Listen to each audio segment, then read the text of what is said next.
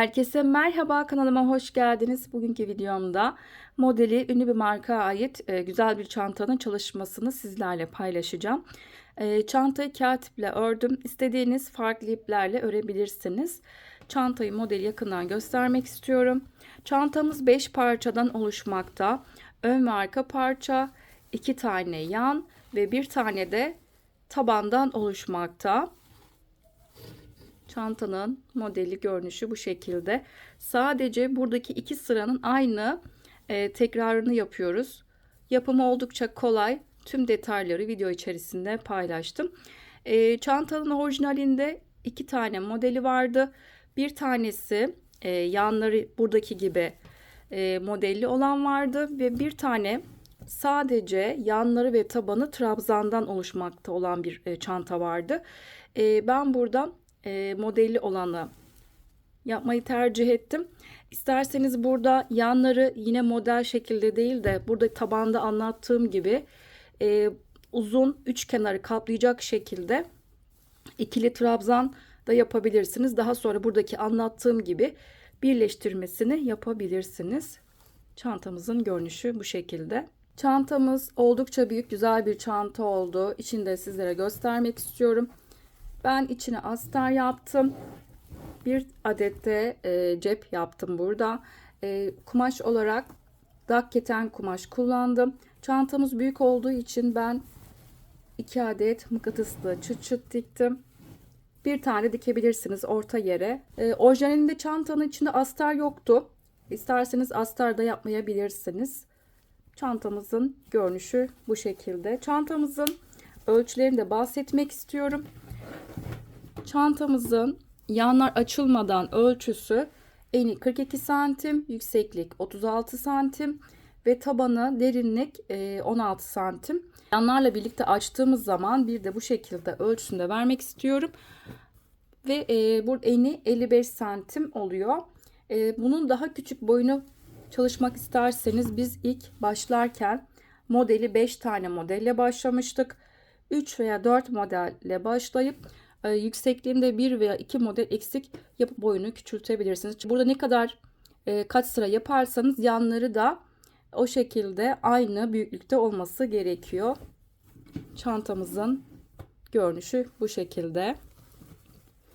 Videomuza geçmeden önce sizlere küçük bir hatırlatma yapmak istiyorum. Kanalıma abone olmak ücretsizdir. Ücretsiz olarak kanalıma abone olabilirsiniz. Instagram adresinden beni takip etmek isterseniz videolar açıklama kısmına linkini ekliyorum. Oradan tıklayarak ulaşabilirsiniz. Yaptığınız çantalar Instagram adresinden beni etiketleyerek gönderirseniz çok sevinirim. Videolarımı beğenmeyi ve yorumlarınızı bırakmayı unutmayın lütfen. Şimdi çantanın yapımına geçelim. Çantamızı örmek için gerekli malzemelerimiz, çantayı kağıt iple öreceğiz. Kağıt ipim hakkında bilgi vermek istiyorum. Çile halinde aldığım kağıt ipimi hiçbir yumuşatma işlemi yapmadan sarıp yumak haline getirip ondan sonra örüyorum. Ve çantayı örmek için tığ numaramız ise 3 mm tığla çantayı öreceğiz. Eğer elinizde 3 mm tığınız yoksa 3,5'la da örebilirsiniz. Hazırsanız çantanın yapımına geçelim. Parçanın ben bir tanesini hazırladım. Diğer tarafı da birlikte hazırlayacağız. Şimdi bu yaptığım parçanın sizlere ölçüsünü vermek istiyorum.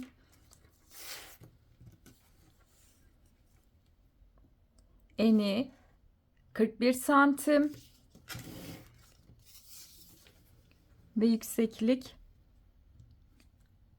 37 santimde yükseklik var. Şimdi biz ilk önce alttan zincir çekerek işe başlayacağız. İpimi burada aldım. İlk burada kilit yapıyorum ve bunu zincirden saymıyorum. Şimdi toplamda 87 tane zincir çekeceğim. 1 2 3 4 zincirlerimi çok gevşek şekilde çekmeyeceğim. 87 tane zincirimizi çekip gelelim. 87 tane zincirimi çektim. Şimdi ilk sıra, bakın şuradaki bizim ilk sıranın aynısını yapacağız. Kenardan itibaren sayıyorum. 1 2 3 ve 4. zincire batacağım. Tığın üzerine ipimi doladım. Son zincirden itibaren sayıyorum. 1 2 3 tane zincir atladım ve 4. zincir boşluğuna batıp ilmek çıkarttım. Tığımda 3 tane ilmek var. Önce ikisini bir ördüm. Tığımda kalan 2 ilmeğin ikisini ördüm. Bu şekilde bir tane ikili trabzan yaptım. Çok trabzanları yaparken uzun uzun ilmekleri uzatmıyorum. Biraz daha kısa alıyorum ilmekleri. Tığın üzerine ipimi doladım. Hemen bir yanındaki zincir boşluğuna batıp ilmek çıkarttım. Tığımda 3 tane ilmek var. Bakın bu şekilde ilmekleri uzun tutmuyorum. Önce ikisini bir ördüm. Tığda kalan 2 ilmeğin ikisini ördüm. Bu şekilde ikinci trabzanı yaptım. Kenardaki zincirle birlikte 3 tane ikili trabzanım olmuş oldu. Bir sonraki yanındaki zincir boşluğuna battım. Tekrar bir tane daha ikili trabzan. Bu şekilde zincirle birlikte toplamda zincir boşluklarına batıp 9 tane ikili trabzan yapacağız. Trabzanları yaptığım zincirle birlikte toplamda 9 tane ikili trabzan olmuş oldu. Şimdi burada bir tane arada zincir çekeceğim. Bir zincir çektim.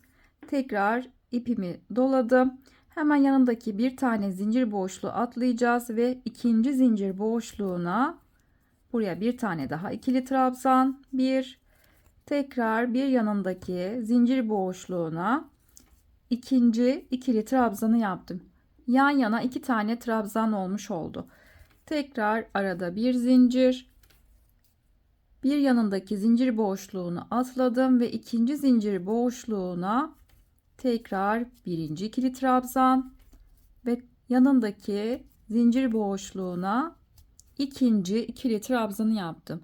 Aynı şekilde bir kere daha yapacağım. Bir zincir, bir boşluk atladım. İkinci zincir boşluğuna birinci trabzan ve yanındaki boşluğa ikinci ikili trabzanı yaptım. 9 tane ikili trabzan ve arada birer zincir boşluk bırakıp ikişer tane de trabzan oluşturmuş olduk. Şimdi bu yaptığımızın aynısını tekrar bir daha yapacağız. Şimdi buradaki gibi 9 tane trabzan yapacağım. Bir zincir çektim.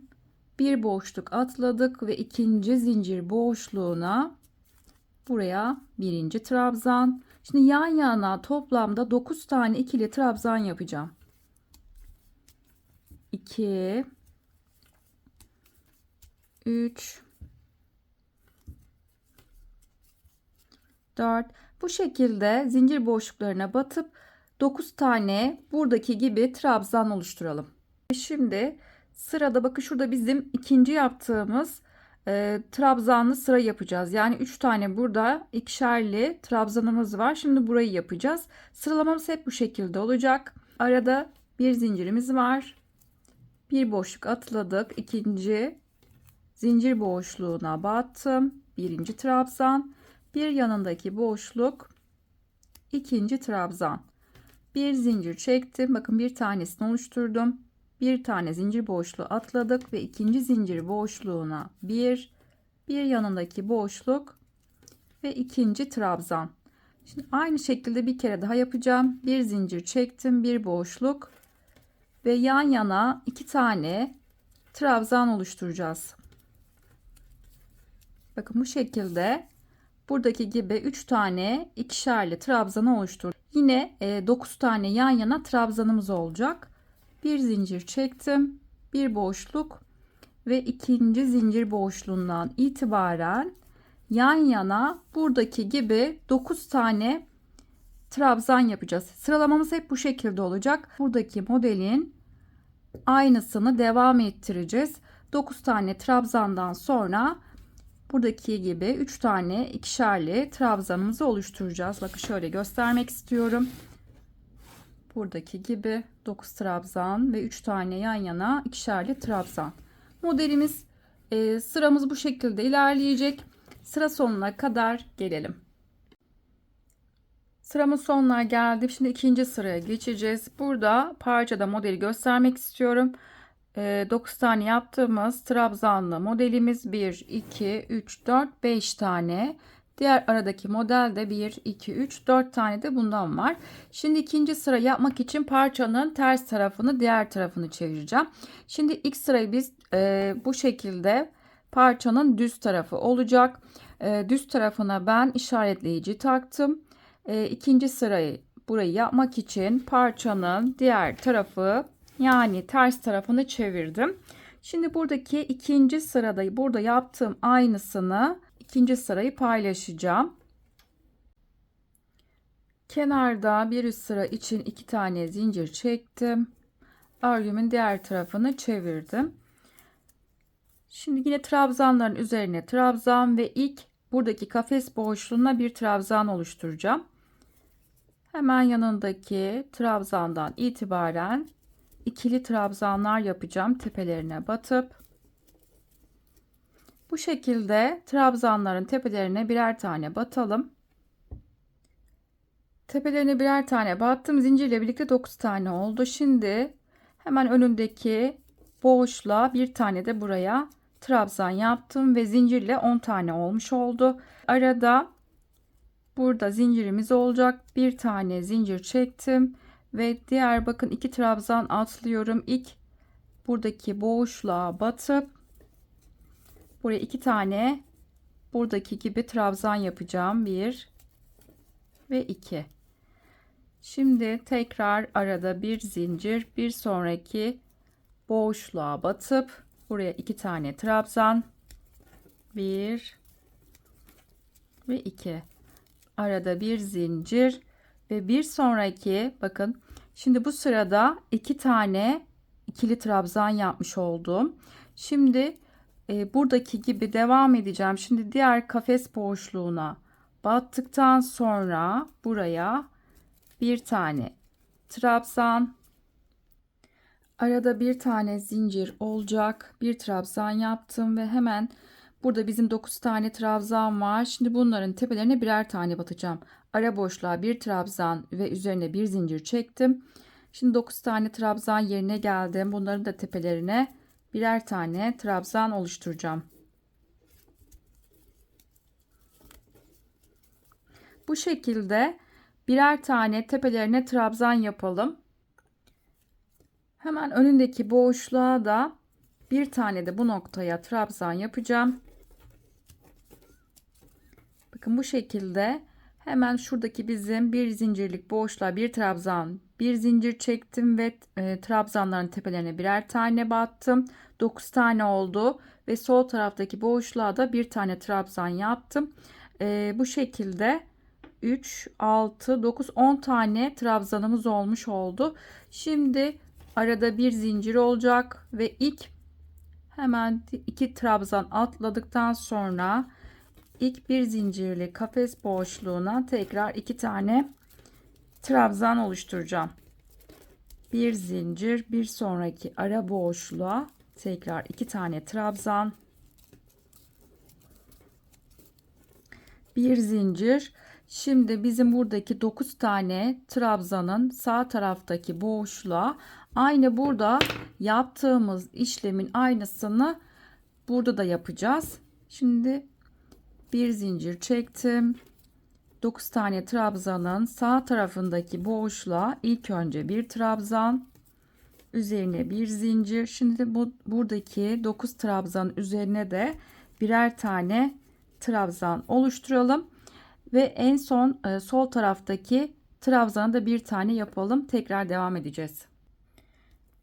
Bu şekilde trabzanı tamamladım. 9 trabzanın bakın sağ tarafındaki ilk bir tane trabzan yaptım. Üzerine bir zincir çektim.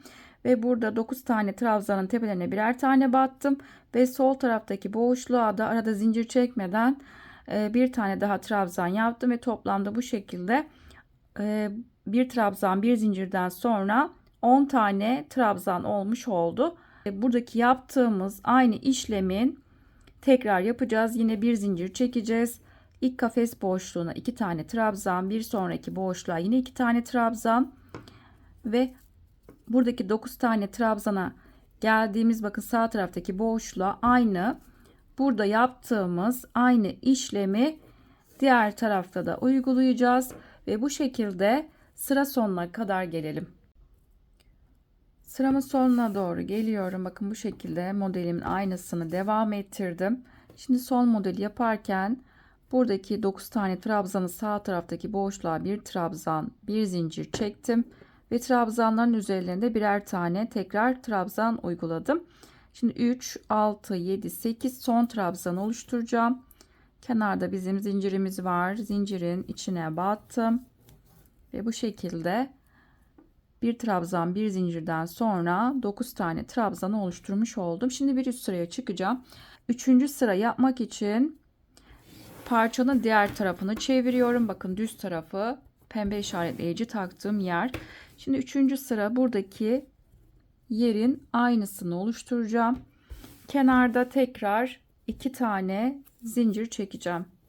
1 ve 2 örgümün diğer tarafını çevirdim. Şimdi bu defa sadece buradaki 9 tane trabzanın üzerine birer tane trabzan oluşturacağız ve diğer ara boşlukları, bakın buradaki yere de 3 tane ikişerli trabzan yapmış olacağız. Bu şekilde buradaki yerin aynısı olacak. Şimdi 2 zincir çektim. Buradaki 9 tane trabzanın üzerine birer tane tekrar trabzan oluşturacağım. 2 3 bu şekilde 9 tane trabzanı yapalım. 9 tane trabzan yaptım zincirle birlikte. Şimdi arada bir zincir olacak. Yine burada bizim ilk sırada yaptığımız gibi 3 tane ikişerli trabzanımız olacak. Şimdi önündeki bakın bir zincir, bir trabzan var. Burayı atlayacağım. İkinci boşluğa batacağım. 1 ve 2. İkinci boşluğa buraya ilk 2 tane trabzanı oluşturdum. Bir zincir çekeceğim. Bir diğer ara boşluğa tekrar 2 tane trabzan. Bir zincir ve bir sonraki ara boşluğa tekrar buraya 2 tane trabzan yaptım. Bakın bu şekilde. 3. sıramızda hep aynı bu şekilde ilerleyecek. Şimdi bir zincir çektim. Bakın burada bizim boşlukta bir tane trabzan vardı. Burayı atlayacağım. Bir tane trabzanı atlıyorum ve ikinci trabzandan itibaren tekrar buraya 9 tane trabzanımız olacak. 2 3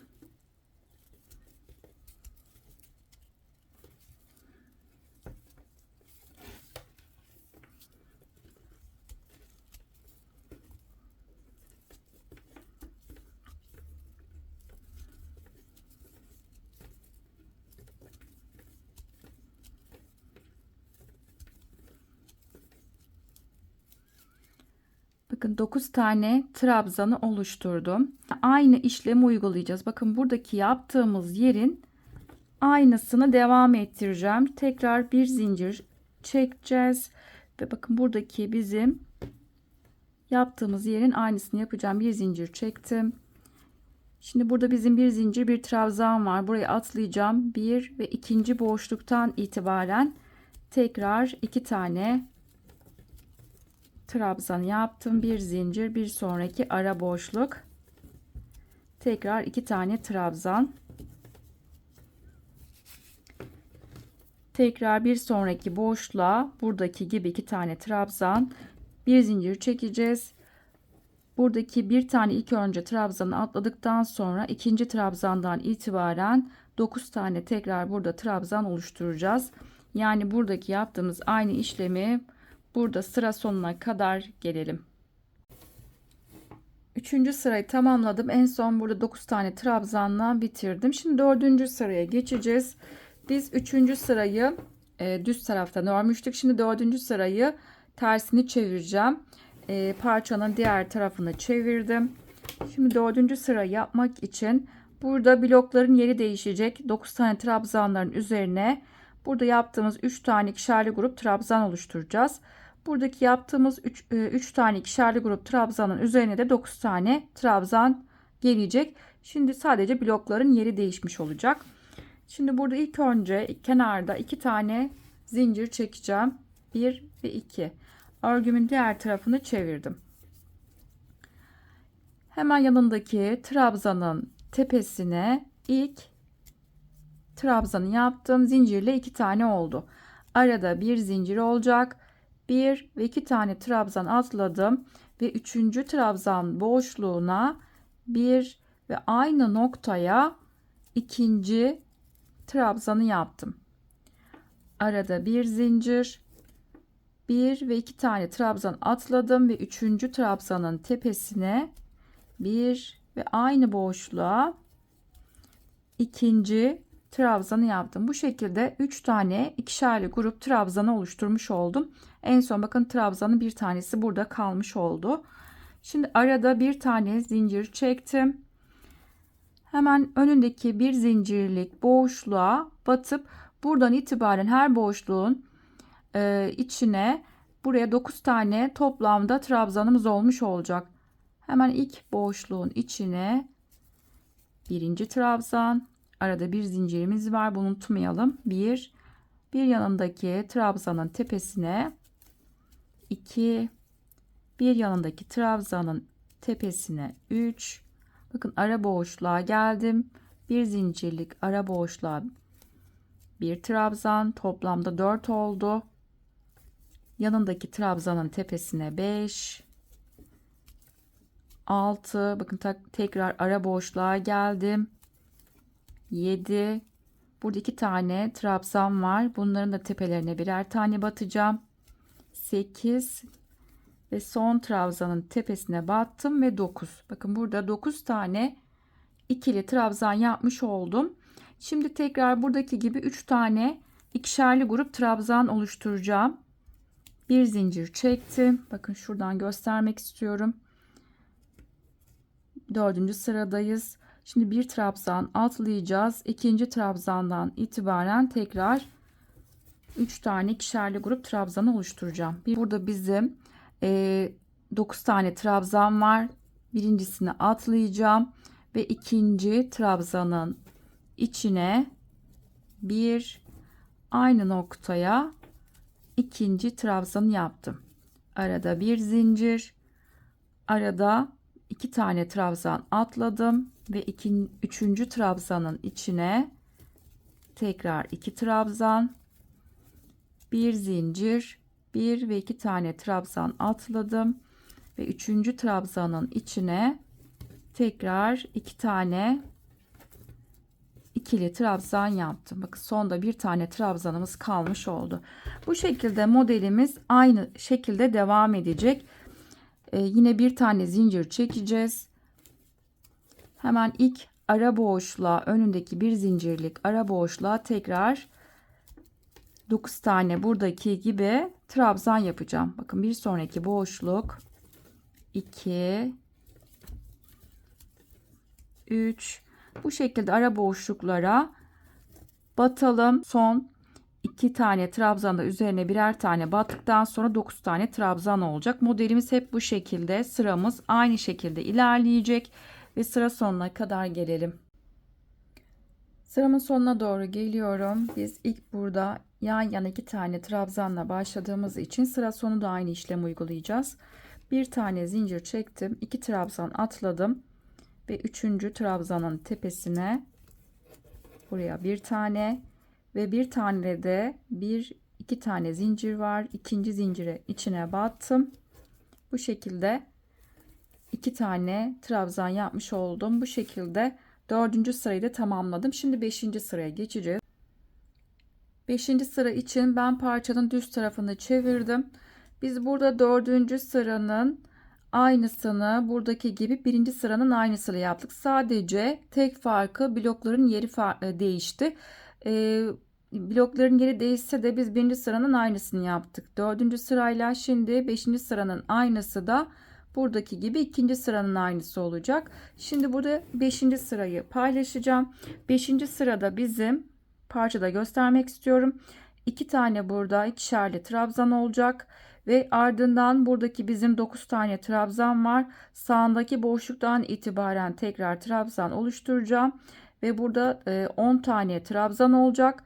Bir zincir çekip ilk boşluğa tekrar bir tane trabzan oluşturacağız. Daha sonra tekrar ara boşluklara 2 tane ikişerli trabzan oluşturacağız. Yani buradakinin yaptığımız aynı işlemi devam ettireceğiz. 5. sıra için kenarda 3 tane zincir çekeceğim. Bu defa 3 tane zincir çekeceğiz. 2 ve 3. Örgümün diğer tarafını çevirdim. Şimdi ilk boşluğun içine buraya ilk 2 tane trabzanımı oluşturacağım. Arada bir zincir, bir sonraki ara boşluk, 2 tane trabzan, bir zincir. Şimdi biz burada ilk boşluktan itibaren devam ettireceğiz. Trabzanlarımızı yapacağız ve toplamda 10 tane trabzanımız olmuş olacak. Bir tane trabzan. Bakın şöyle göstermek istiyorum. Buradaki ikinci sıranın aynısını uygulayacağız. Bir yanındaki boşluk, 2, 3. Bu şekilde trabzanlarımızı oluşturalım. 10 tane trabzan yaptım. Bakın ikinci sıraya bakıyorum. Şimdi arada bir zincir ve ilk boşluğa bir trabzan yapacağım. Bir zincir ve ilk ara boşluğa, yanındaki boşluğa bir trabzan. Bu şekilde modelimiz ilerleyecek. Bir zincir çektim. Buradaki ilk ara boşluğa 2 tane trabzan. Tekrar buradaki yaptığımız ikişerli trabzanları oluşturacağız. Bir zincir, bir sonraki ara boşluğa tekrar 2 tane trabzan. Bir zincir. Buradaki bizim 9 tane trabzan yerine geldim. Sağındaki ilk boşluktan itibaren tekrar trabzan oluşturacağım. Şimdi 9 tane trabzanın tepelerinde birer tane batacağım. Burada arada zincirimiz olmayacak. Bu şekilde ilerleyelim. Ve toplamda burada 10 tane trabzan olmuş oldu.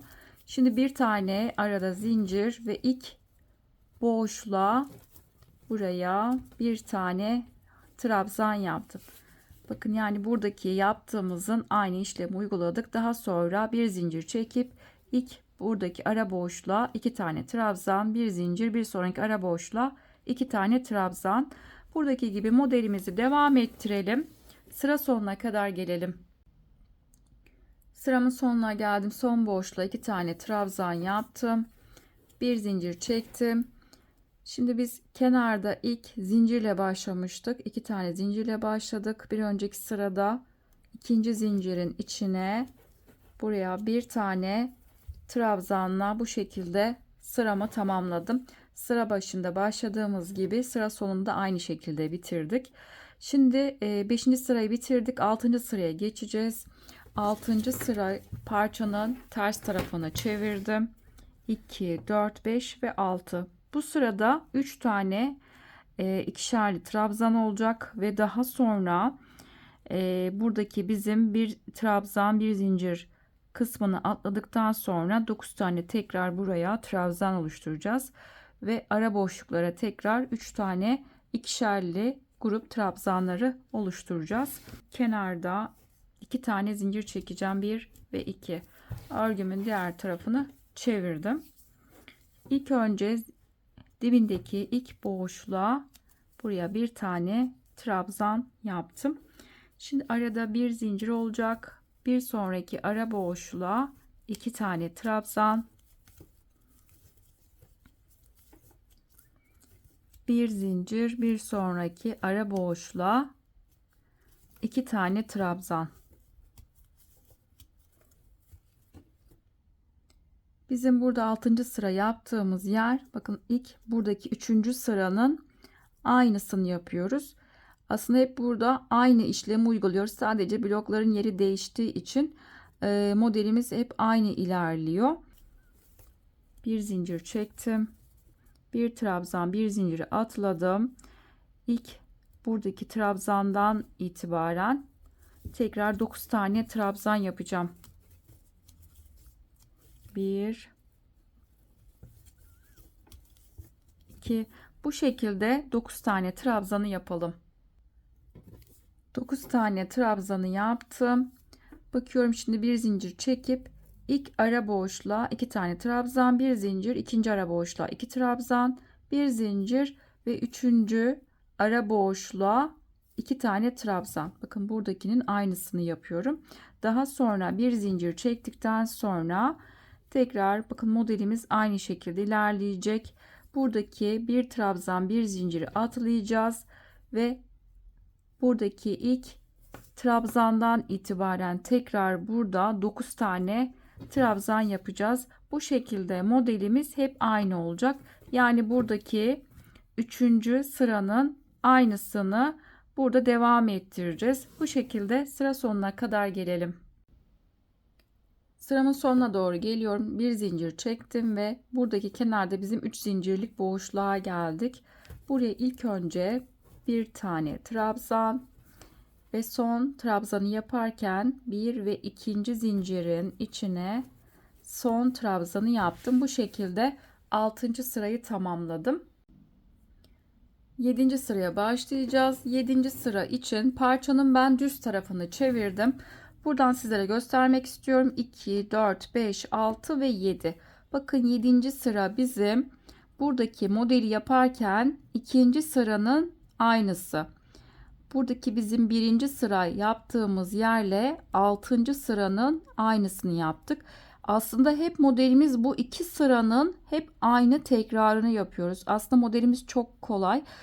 Karmaşık gibi görünse de aslında hep aynı iki sıranın tekrarını yapıyoruz aslında. Şimdi 7. sıra için buradaki bizim modelin 2. sıranın aynı sırasını yapacağız. 2 tane ikili trabzanla başlıyorum.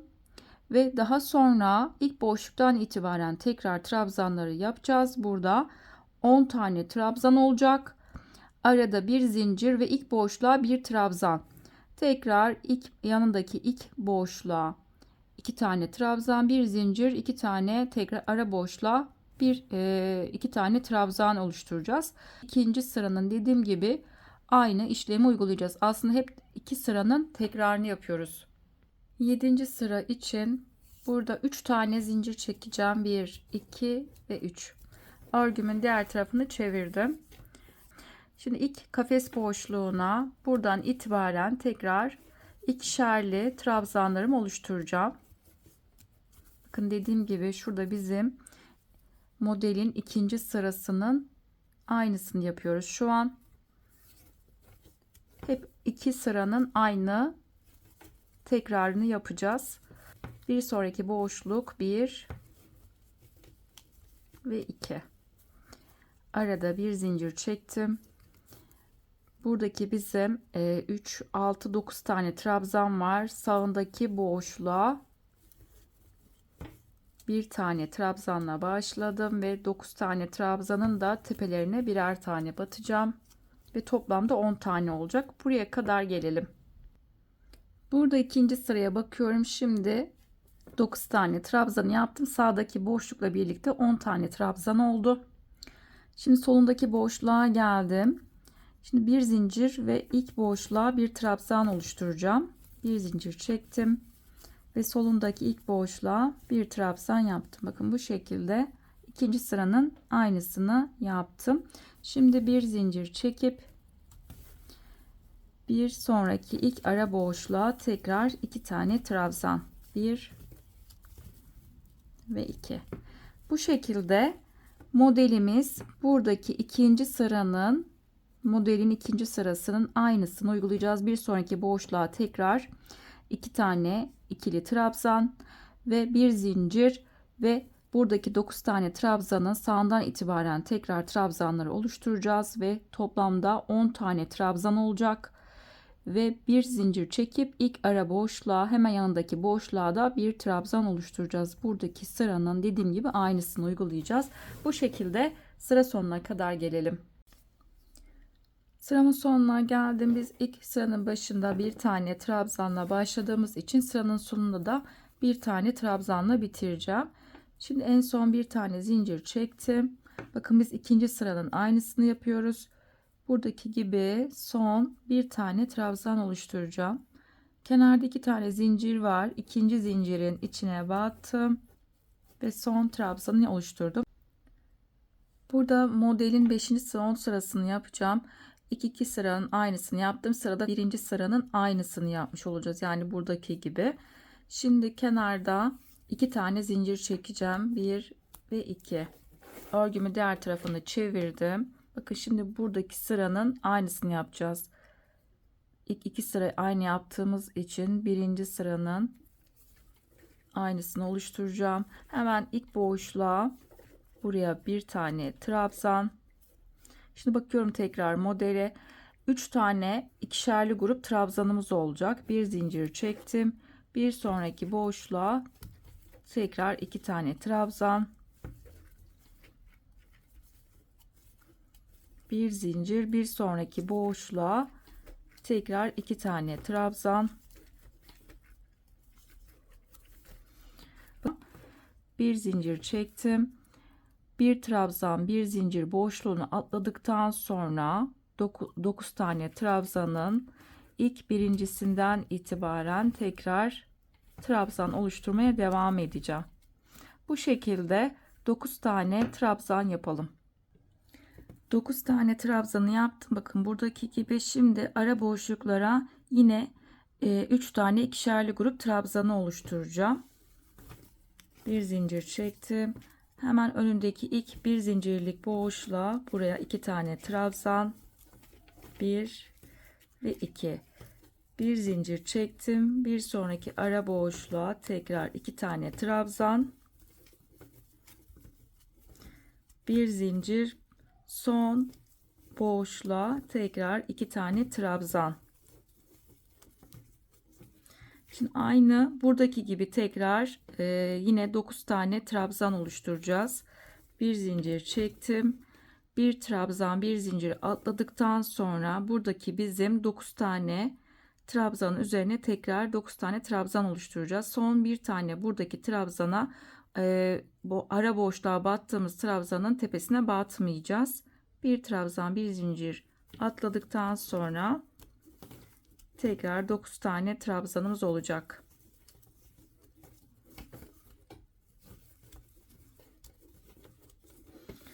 Bu şekilde aynı burada yaptığımız gibi modelimiz bu sırada hep aynı tekrarından oluşmakta. Bakın buradaki bizim birinci ve buradaki üçüncü sıranın aynısını yapıyoruz. Şu an aynı buradaki sıranın aynısını birebir yapalım ve sıra sonuna kadar gelelim.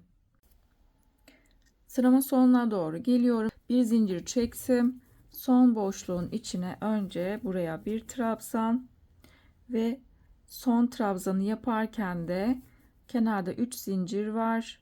İkinci zincirin içine batıp son trabzanı bu şekilde oluşturmuş oldum.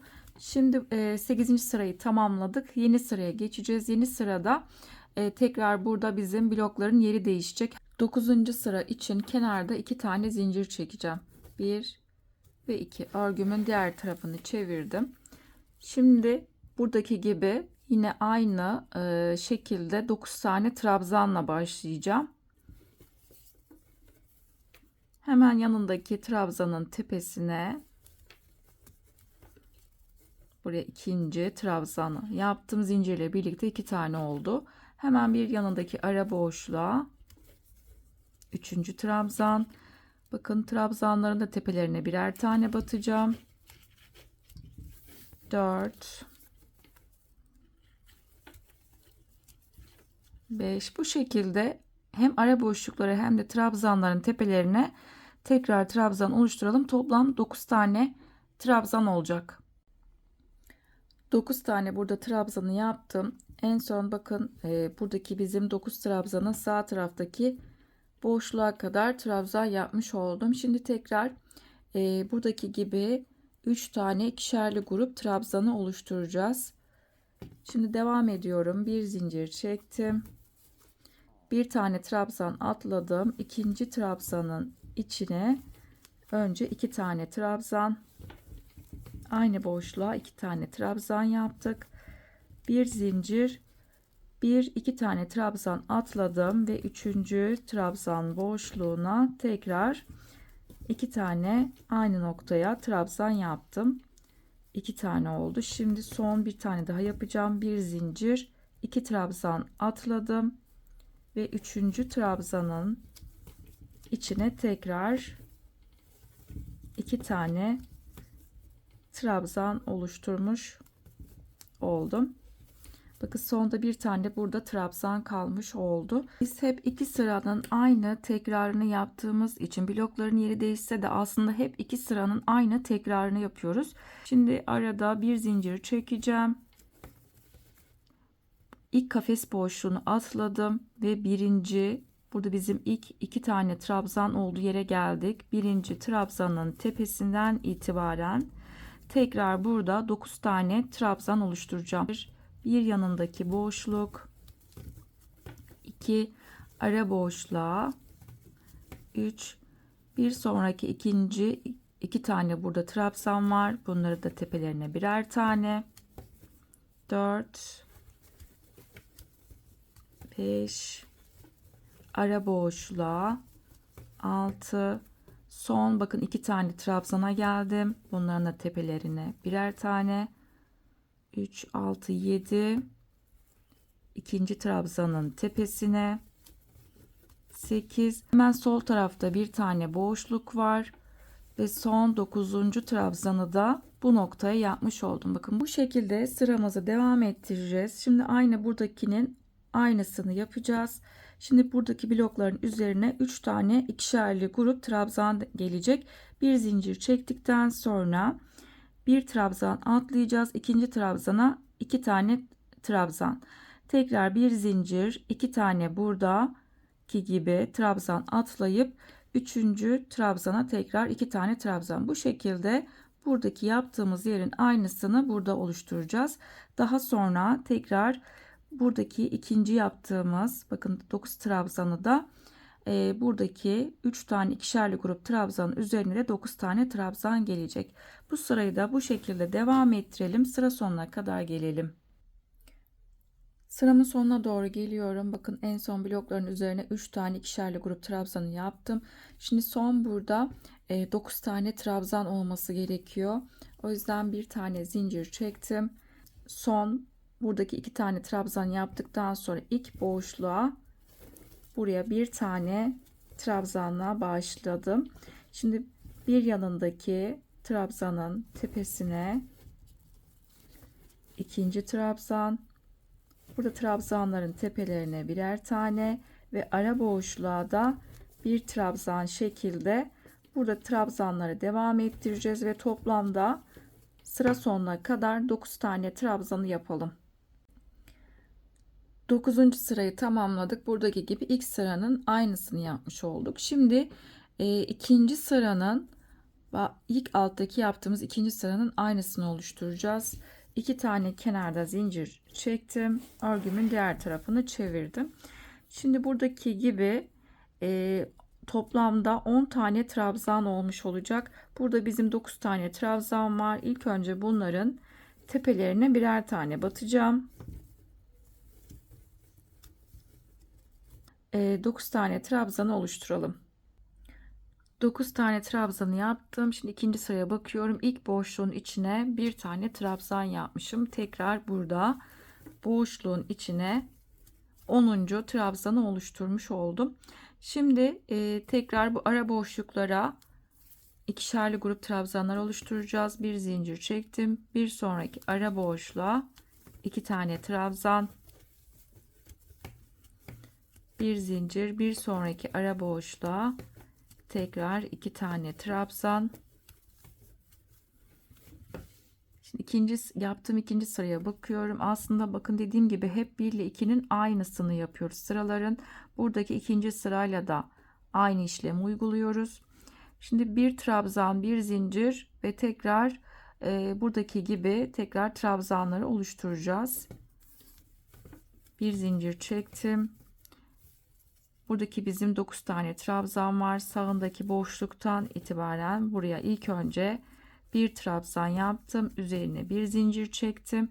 Şimdi buradaki 9 tane trabzanın tepesine birer tane tekrar trabzan oluşturacağım. Bu şekilde birer tane trabzan yapalım. 9 tane burada trabzanı yaptım ve şimdi sol tarafta da bir boşluk var. Buraya da 10. trabzanı oluşturmuş oldum. Bir trabzandan bir zincirden sonra toplamda burada 10 tane trabzan olmuş oldu. Tekrar buradaki gibi ara boşluğa ikişerli grup trabzan oluşturacağız. İlk ara boşluğa 1 ve 2. Bir zincir çektim. Bir sonraki ara boşluğa tekrar 2 trabzan, bir zincir. Şimdi burada bizim tekrar aynı burada yaptığımızın aynısını uygulayacağız. Hemen yanındaki boşluğa ilk önce bir trabzan, bir zincir ve burada bizim 9 tane trabzan var. Önce bunların üzerine birer tane trabzan oluşturacağız. Ve daha sonra sol taraftaki boşluğa da bir trabzan yapacağız. Toplamda 10 tane olacak. Buradaki modelin aynısını tekrarını yapalım. Yani buradaki ikinci sıranın aynı işlemi uyguluyoruz. Sıra sonuna kadar gelelim. Burada blokların 3. sırasını oluşturacağız. Aynı buradaki gibi 3. sıranın aynısını yapacağız ve aynı zamanda bu iki sıranın hep aynı tekrarını oluşturduğumuz için tekrar buradaki gibi 1. sıranın aynısını yapmış olacağız. Şimdi 2 tane kenarda zincir çekeceğim. 1 ve 2. Örgümün diğer tarafını çevirdim. Şimdi tekrar burada 9 tane trabzan oluşturacağız. Yanındaki trabzanın tepesinden itibaren birer tane tekrar trabzan oluşturacağım. 9 tane trabzan yapalım. 9 tane trabzan yaptım. Bakın buradaki gibi. Şimdi ara boşluklara 3 tane ikişerli grup trabzan oluşturacağız. Bir zincir çektim. Şimdi buradaki bir zincir bir trabzanı atlayacağım ve onun yanındaki ilk boşluğa ilk 2 tane buraya trabzanı yapacağım. Bakın hemen dibindeki boşluğu atladım. İkinci boşluğa ilk 2 tane trabzanı yaptım. Bir zincir, bir sonraki ara boşluk, 2 tane trabzan, bir zincir, bir sonraki ara boşluk, tekrar 2 tane trabzan. Burada bir tane zincir çektim. Bakın şimdi burada bir tane trabzan atlayacağım. İkinci trabzandan itibaren tekrar 9 tane trabzan oluşturacağız. Bir trabzan atladım. İkinci trabzandan itibaren tekrar 9 tane trabzanı yapalım. 9 tane trabzanı yaptım. Aynı buradaki gibi tekrar şimdi 3 tane ikişerli grup trabzanı oluşturacağız. Bir zincir çektikten sonra ilk boşluğu atlayacağız. İkinci boşluktan itibaren buradaki gibi tekrar trabzanları oluşturacağız. Bu şekilde bu sıramızı da tamamlayalım. Burada blokların 3. sırasını tamamladım. Şimdi diğer tarafı çevirip biz burada 1. sıranın aynısını oluşturduk. Şimdi 2. sıranın aynısını buradaki gibi oluşturacağız. 2 tane kenarda zincir çektim ve yanındaki trabzandan itibaren tekrar trabzan oluşturacağım. Birer tane trabzan yapalım. 9 trabzan oldu. Şimdi 2. sıraya bakıyorum. Hemen solundaki boşluğa buraya da bir trabzan yaptım ve 10 tane oldu. Şimdi ara boşluklara ikişerli trabzanlar oluşturacağız. Bir zincir çektim. Bir sonraki ara boşluğa 2 tane trabzan, bir zincir, bir sonraki ara boşluğa 2 tane trabzan. Tekrar bir zincir. Bakıyorum şimdi burada. Hemen buradaki sağ taraftaki boşluğa bir trabzan, bir zincir çekeceğiz. Sağ taraftaki boşluğa bir trabzan, bir zincir. Şimdi burada 9 tane bizim trabzan var. Bunların tepelerine birer tane batacağım. 1 2 bu şekilde 9 tane trabzanı yapalım. 9 trabzanı yaptım. Şimdi sol taraftaki boşluğa buradaki gibi 10. trabzanı oluşturacağım. Tekrar bir zincir çektim ve bir sonraki ara boşluğa tekrar aynı noktaya 2 tane trabzan yapacağız. Bu şekilde bu sırayı da modelimiz buradaki gibi devam ettireceğiz. Şimdi ara boşluğa 2 tane ikişerli grup trabzan, daha sonra buradaki gibi blokların önce sağ taraftaki boşluğa bir trabzan, bir zincir çektikten sonra sol taraftaki boşluğa kadar toplamda 10 tane trabzanımız olmuş olacak. Bu sırayı da bu şekilde tamamlayalım. Sıramı tamamladım. Şimdi buradaki blokların son sırasını yapacağız. 5. sırayı oluşturacağız. Şimdi biz iki sıranın aynısını yaptık. Şimdi tekrar birinci sıranın bu sırada aynısını oluşturacağız. Şimdi ilk önce buradaki gibi 9 tane trabzanla oluşturacağım. Kenarda 2 tane zincir olacak ve örgümün diğer tarafını çevirdim. İlk önce 9 tane trabzanla başlayacağım. Yanındaki trabzandan itibaren tekrar 9 tane trabzanlarımızı yapalım. 9 trabzanı yaptım. Şimdi 3 tane ara boşluklara ikişerli trabzanlarımızı oluşturacağız. Bir zincir çektim. Bakın hemen bir zincir, bir trabzan boşluğunu atladıktan sonra ikinci boşluktan itibaren ikişerli trabzanlarımızı yapacağız. 2 tane trabzan, bir zincir, bir sonraki ara boşluğa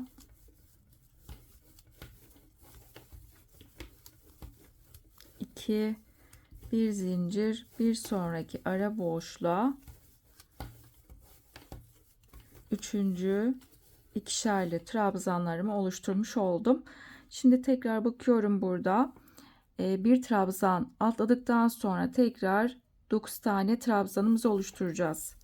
Bir zincir çektim, bir trabzan atladım ve ikinci trabzandan itibaren tekrar 9 tane buraya trabzanlarımızı oluşturalım. 9 tane burada trabzan yaptım. Aynı buradaki gibi.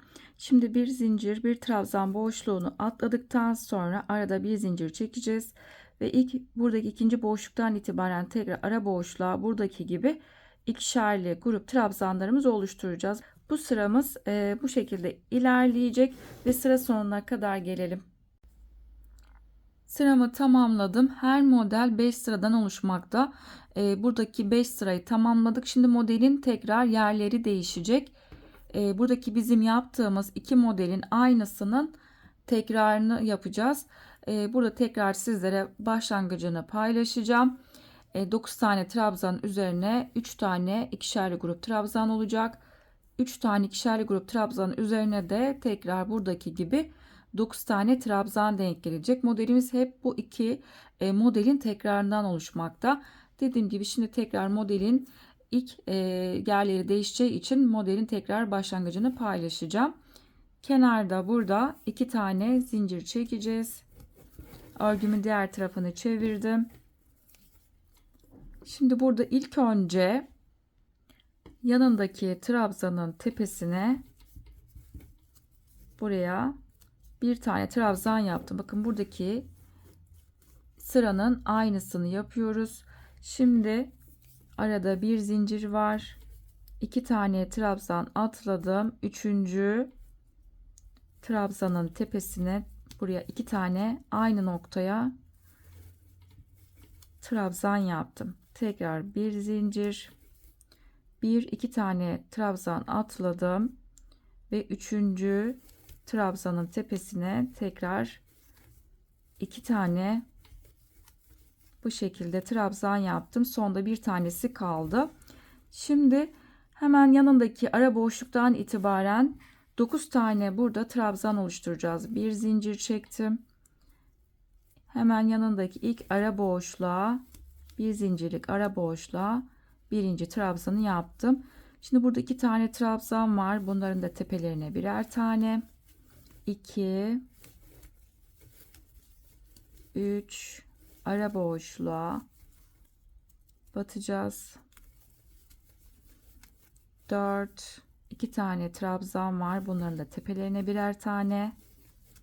5 6, ara boşluğa 7, 2 tane trabzan var. Bunların da tepelerine birer tane. 9 tane trabzan yapmış olduk.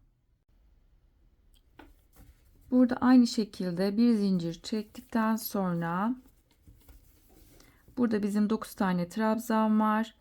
İlk buradaki birinci trabzanı atlayacağım. İkinci trabzanın içine tekrar aynı noktaya 2 tane trabzan, bir zincir, 2 trabzan atladım. Üçüncü trabzanın tepesine 2 tane trabzan, bir zincir, 2 tane trabzan atladım.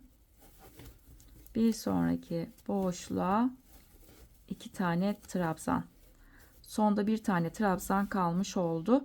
Bu şekilde devam edeceğiz. Tekrar arada bir zincir çektikten sonra hemen yanındaki ilk ara boşluğa birinci trabzanı yaptım. Yanındaki trabzanın tepesine 2, bir sonraki boşluk 3, bir sonraki ara boşluk 4, 2 tane trabzanın tepesine birer tane batacağım. 5, 6, bir zincirlik ara boşluğa 7, son 2 tane trabzan var. Bunların da tepelerine birer tane batıp bu şekilde 9 tane trabzanı yapmış oldum. Sıralamamız hep bu şekilde olacak.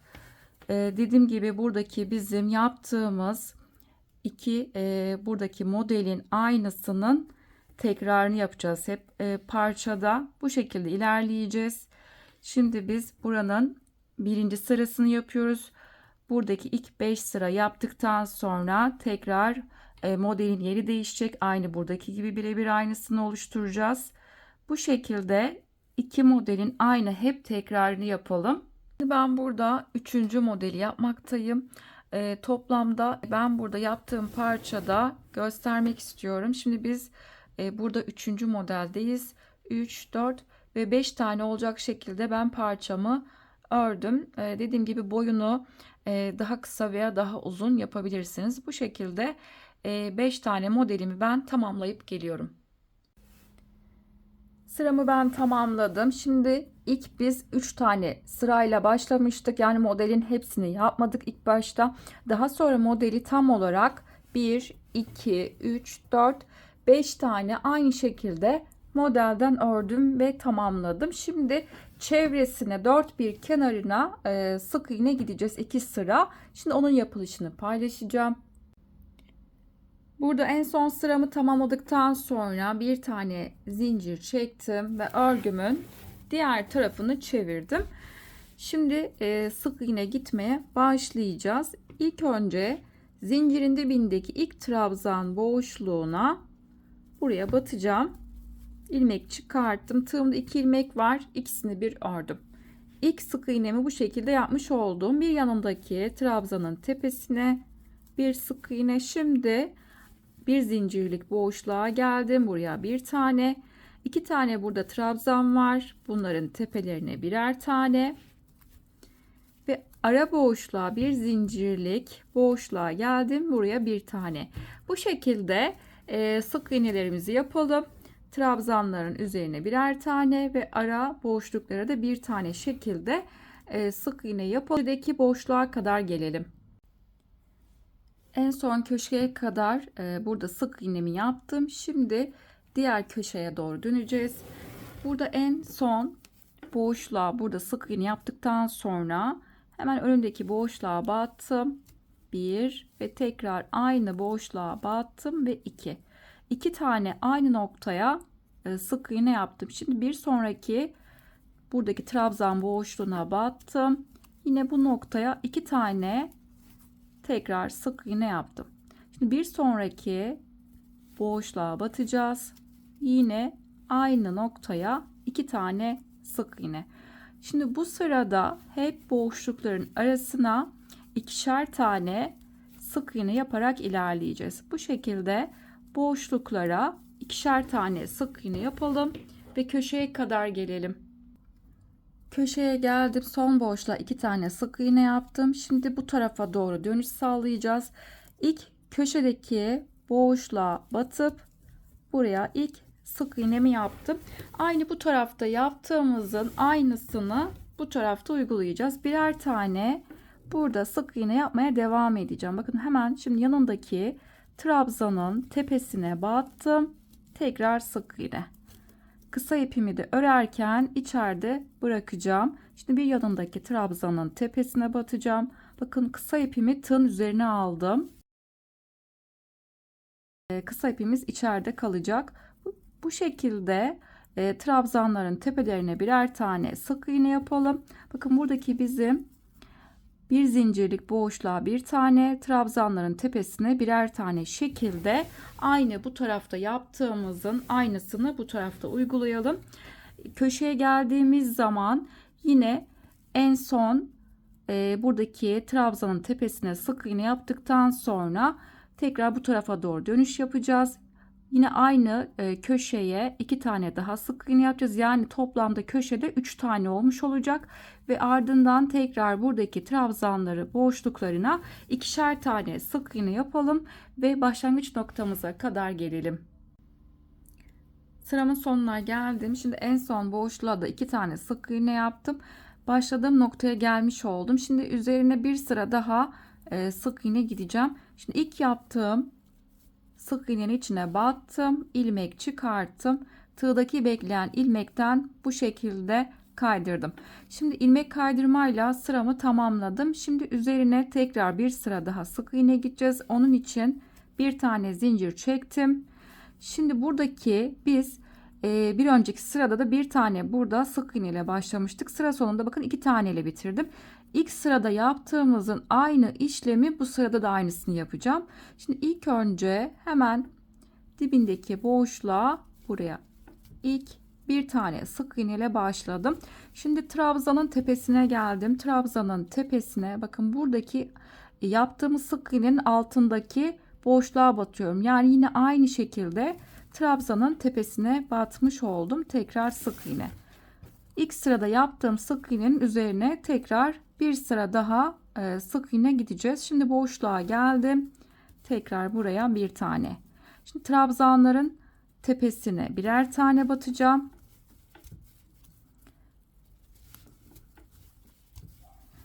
Ve boşluğa bir tane de buraya. Bu şekilde aynı ilk sırada yaptığımız sık iğnenin aynısını tekrar yapalım. Sizlere buradan göstermek istiyorum. İlk yaptığım parçada bakın ikinci sıra sık iğne de bu şekilde gittim. Tekrar ikinci sıramızı tamamlayıp gelelim.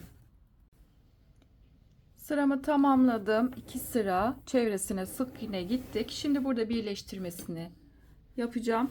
En son boşluğa 2 sık iğne yaptıktan sonra ben burada ipimi kestim ve burada ipimi çıkartıyorum. Şimdi birleştirmesini yapmak için ilk yaptığım sık iğneyi atladım ve ikinci yaptığım sık iğnenin içine bu şekilde batıp kısa ipimi iç kısmı almış oldum. Şimdi son yaptığım bakın sık iğnemiz bu şekilde üstteki duran tek kanadına batıp tekrar bu kısa ipi iç kısmı almış oldum. Şimdi bunu aralardan yürüteceğim.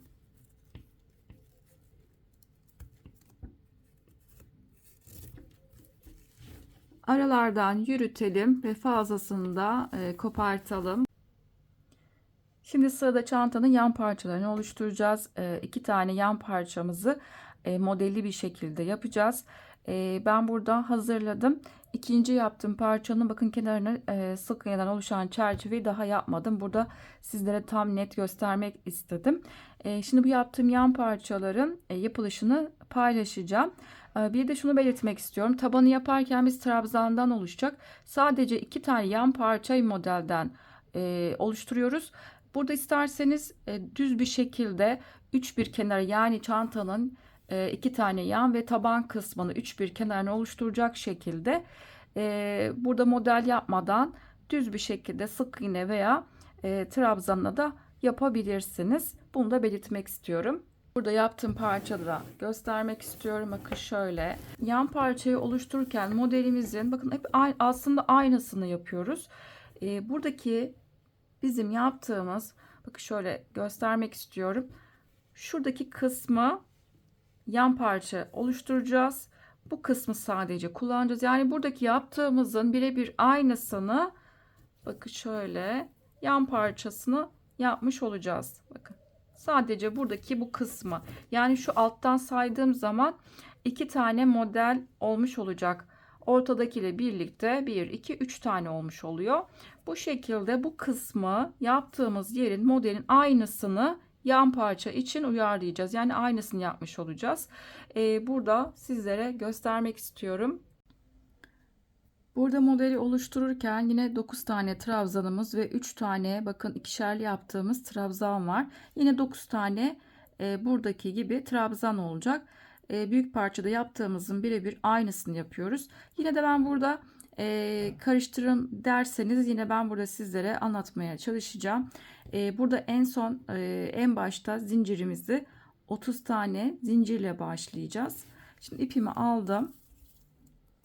Burada biraz başlangıcı sizlerle paylaşacağım. Modelimiz aynı olduğu için belli bir yere kadar gelip aynısını devam ettireceğiz. Şimdi 30 tane zincir çekeceğim. 1, 2, 3 zincirimi çekip geliyorum.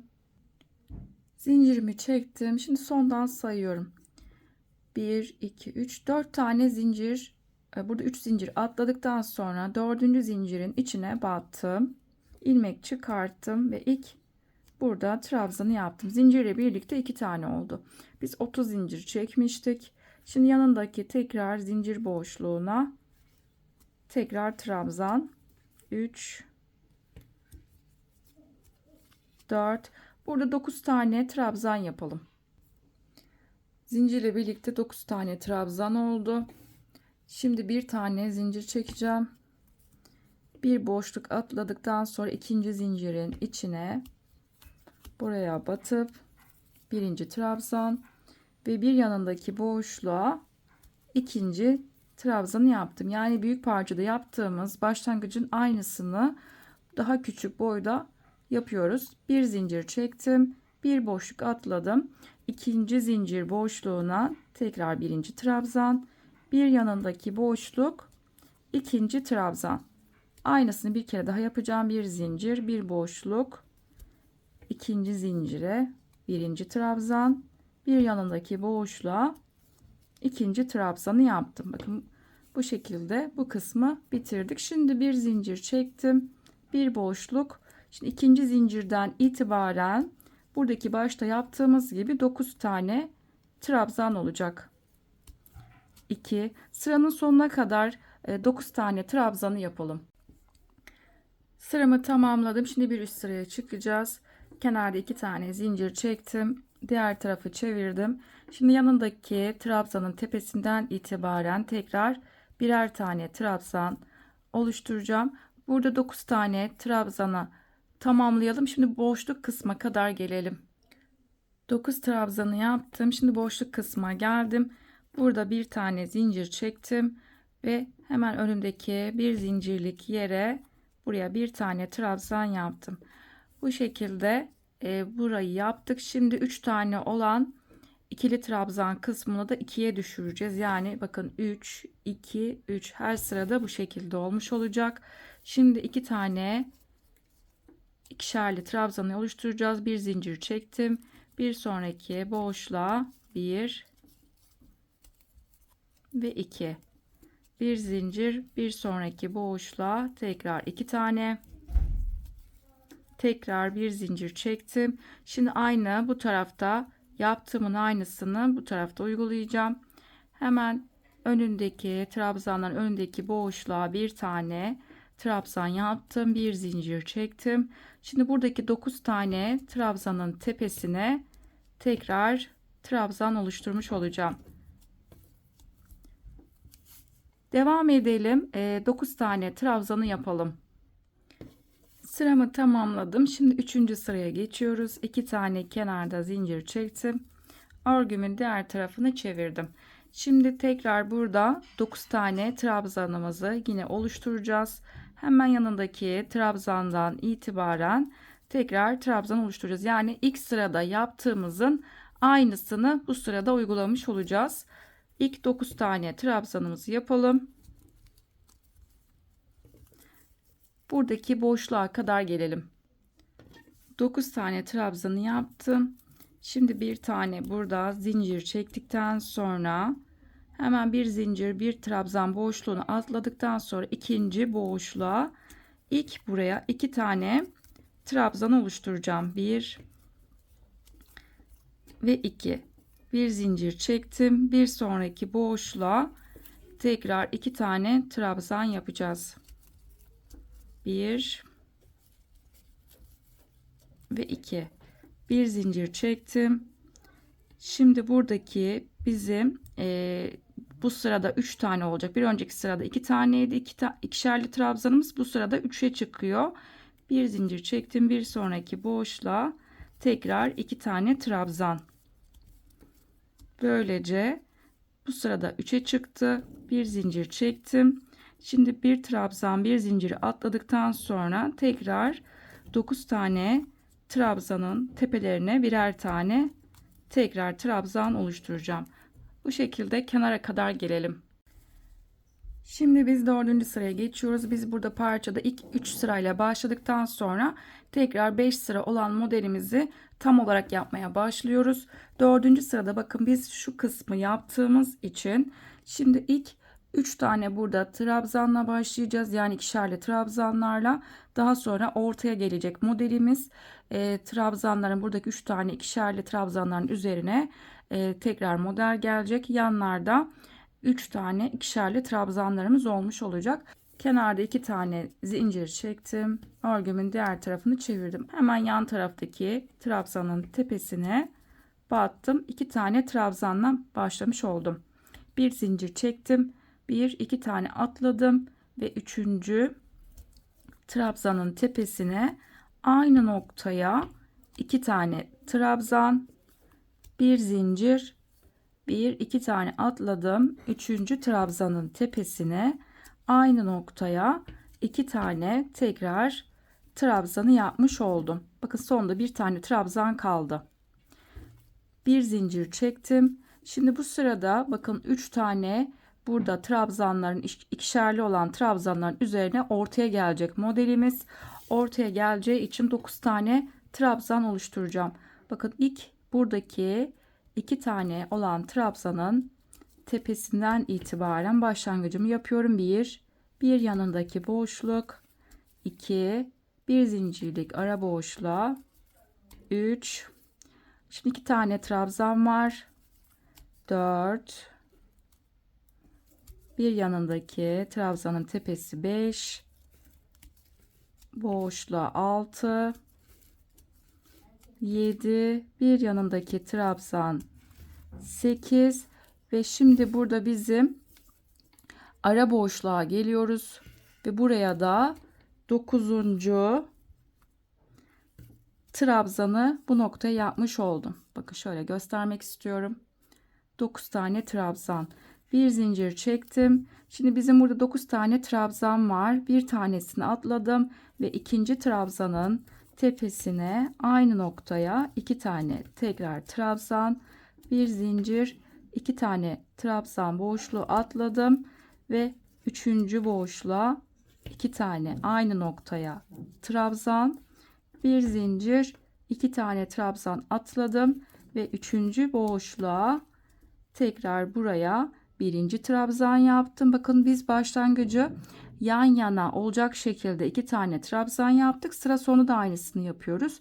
Şimdi 2 trabzan atladıktan sonra sondan ikincisine birinci trabzan ve son, bakın kenarda bizim 2 tane zincir var. İkincisinin tepesine tekrar bir trabzan yapmış oldum. Sonda da yine yan yana 2 tane trabzanla bitirdim. Bakın modelin tam burada başlangıcını yapmış olduk. Şimdi bir üst sıraya çıkacağız. Kenarda 2 tane zincir çektim. Örgümün diğer tarafını çevirdim. Şimdi pardon, burada bu sırada biz araya tekrar 2 tane trabzan yapacağımız için bu sırada 3 tane zincir çekiyoruz. İlk boşluğun içine 2 tane buraya trabzan, tekrar bir zincir çektim.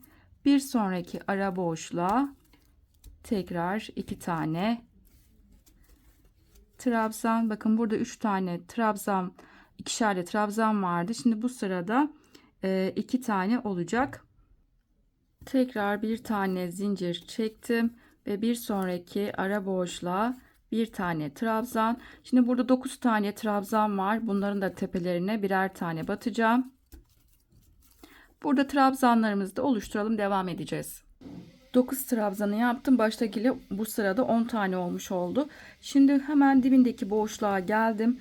Buraya bir zincir çektim. Hemen dibindeki boşluğa da bir tane trabzan yaptım. Yani bir zincir bir trabzan yapmış olduk. Şimdi bir tane zincir çektim. Bir sonraki ara boşluğa tekrar aynı noktaya 2 tane trabzan, bir zincir, bir sonraki ara boşluğa tekrar 2 tane trabzan ve şimdi son kenar kısmını oluşturacağım. Bir zincir çektim ve burada bizim 2 tane yan yana trabzanımız var.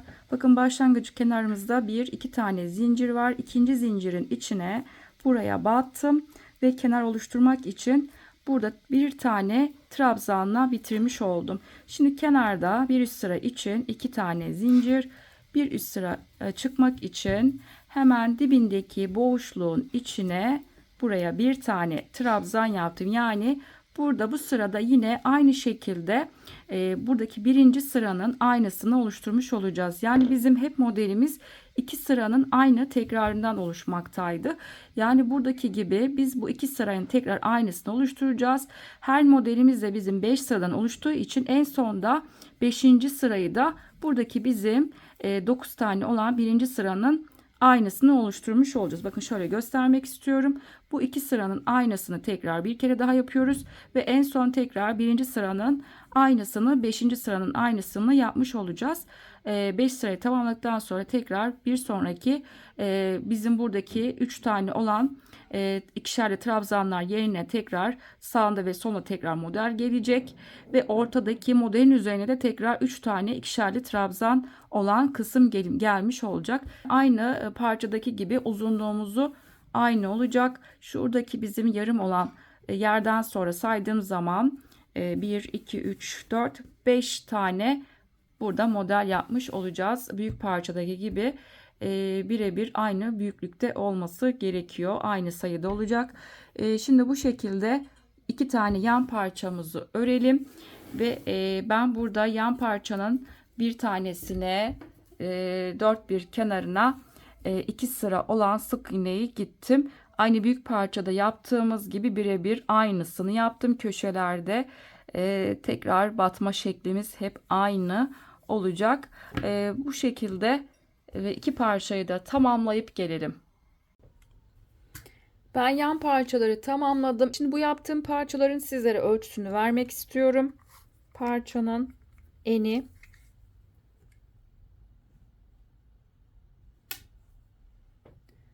tam 16 santimetre ve yükseklik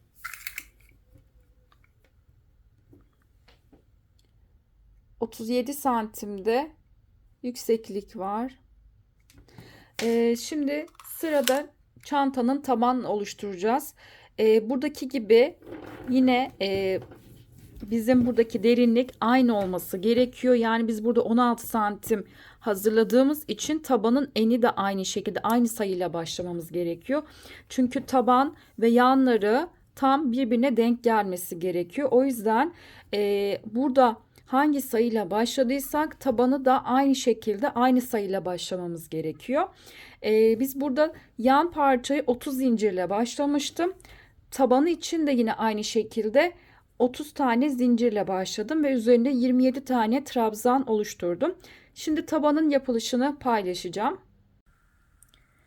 İpimi burada aldım. Yan parçayla aynı sayıda olacağı için burada 30 tane zincirle başlayacağım. İpimi ilk burada kilit yaptım. Bunu zincirden saymıyorum.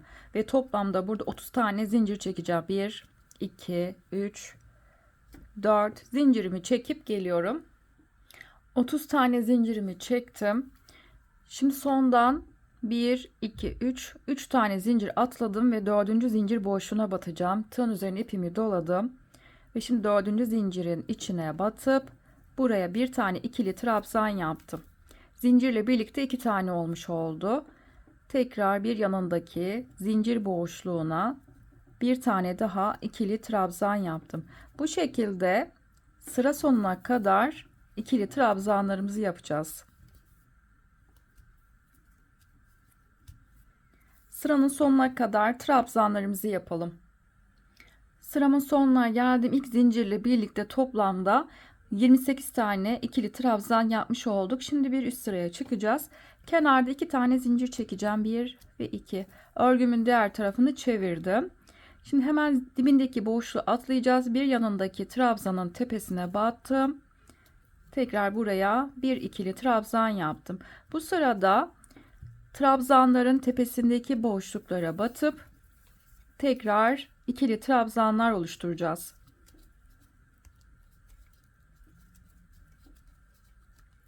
Bu şekilde tekrar sıra sonuna kadar gelelim.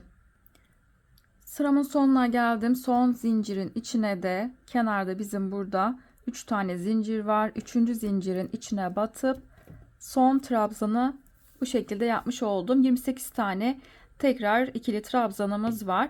Bir üst sıra için tekrar 2 tane zincir çekip örgümüzün diğer tarafını çevirdikten sonra hemen yanındaki ilk trabzandan itibaren tekrar trabzanlarımızı oluşturacağız ve sıra sonuna geldiğimiz zaman ikinci zincirin içine batıp son trabzanı bu noktaya yapacağız. Bu şekilde ileri geri parçamızı büyüteceğiz. Burada taban yaptım, tabandan göstermek istiyorum. Toplamda burada 2, 4, 6, 8, 10, 12, 14, 16, 18, 20, 22, 24, 26, 28, 30, 32 ve 34 sıra ördüm. 34 sıra ördükten sonra dört bir tarafına tekrar büyük parçada yaptığımız gibi sık iğnemi gittim. Tabanı yaparken, yani tabanı burada büyüklüğünü ayarlamasını yaparken şu şekilde ayarlamanızı tavsiye ediyorum. Şimdi elimize ve ipimizin kalınlığına göre buradaki sıra sayısı farklı olabilir. Buradaki en güzel ölçüm tekniği, bakın şu şekilde parçamızı, büyük parçamızı aldığımız zaman modeli yarım başlamıştık. Burası taban kısmına denk gelecek. Burada alt kısmı birebir aynı büyüklükte olması gerekiyor. Buradaki ilmek sayısını baz almıyoruz. Sadece buradaki taban kısmına denk gelecek yeri ölçüp ona göre tabanın büyüklüğünü ayarlamamız gerekiyor. Büyüklük aynı olacak. Yani buradaki sık iğneyle, parçadaki sık iğneyle ve tabanın kenardaki yaptığımız sık iğne birbirinin üzerine denk gelecek. Büyüklük aynı olmasına dikkat edelim. Şimdi sırada çantanın sapını yapacağız. Ben bir tanesini hazırladım. Diğer tarafı da birlikte hazırlayacağız. Modeli şöyle göstermek istiyorum. Sadece sık iğneden oluşan kolay bir model. Aynı zamanda bakın esnemeyen sağlam bir model oldu. Birçok çanta projelerinizde bu sapı kullanabilirsiniz. Şimdi bu yaptığım sapın ölçüsünü vermek istiyorum.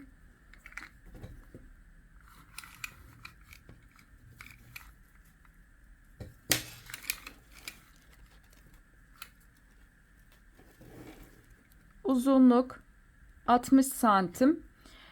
Burada uzunluğunu da şu şekilde ayarlama yapmamız gerekiyor. Burada uzun bir zincir çektim. Ben 60 santimlik olması için 100 tane zincir çektim.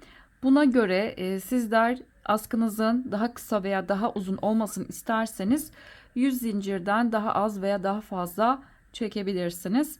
Ben burada tığ numaramı değiştirmiyorum. Yine aynı şekilde 3 mm tığla askımı ördüm. Şimdi ipimizi alalım ve başlangıcımızı yapalım. Alttan biraz ip bırakacağım. Bunu çantaya dikmek için kullanacağız. Bu kadar yeterli. Şimdi ipimi ilk kilit yaptım. Bunu zincirden saymıyorum. Ben 60 santimlik askı için toplamda 100 tane zincir çekeceğim. 1, 2, 3, 4. Bakın zincirlerimi çekerken böyle çok gevşek şekilde çekmiyorum. 5, 6. Bu şekilde 100 tane zincirimizi çekip gelelim. 100 tane burada zincirimi çektim. Buradaki zincirin ölçüsünü vermek istiyorum.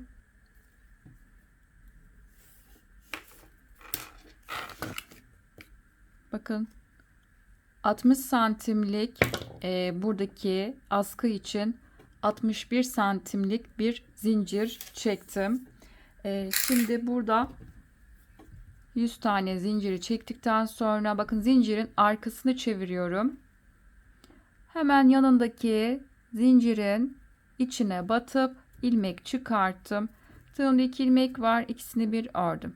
Birinci sık iğnemi yapmış olduğum bir yanındaki zinciri içine battım.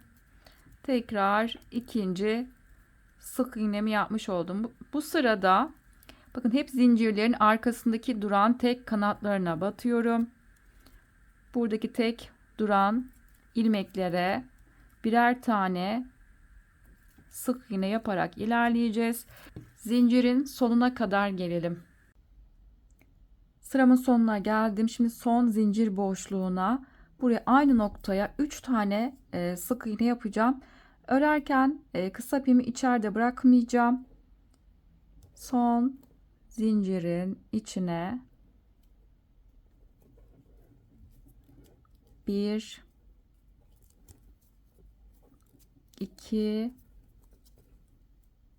Bakın ipimi bu çantaya dikmek için bıraktığımız ipi arkaya bu şekilde bıraktım ve son 3.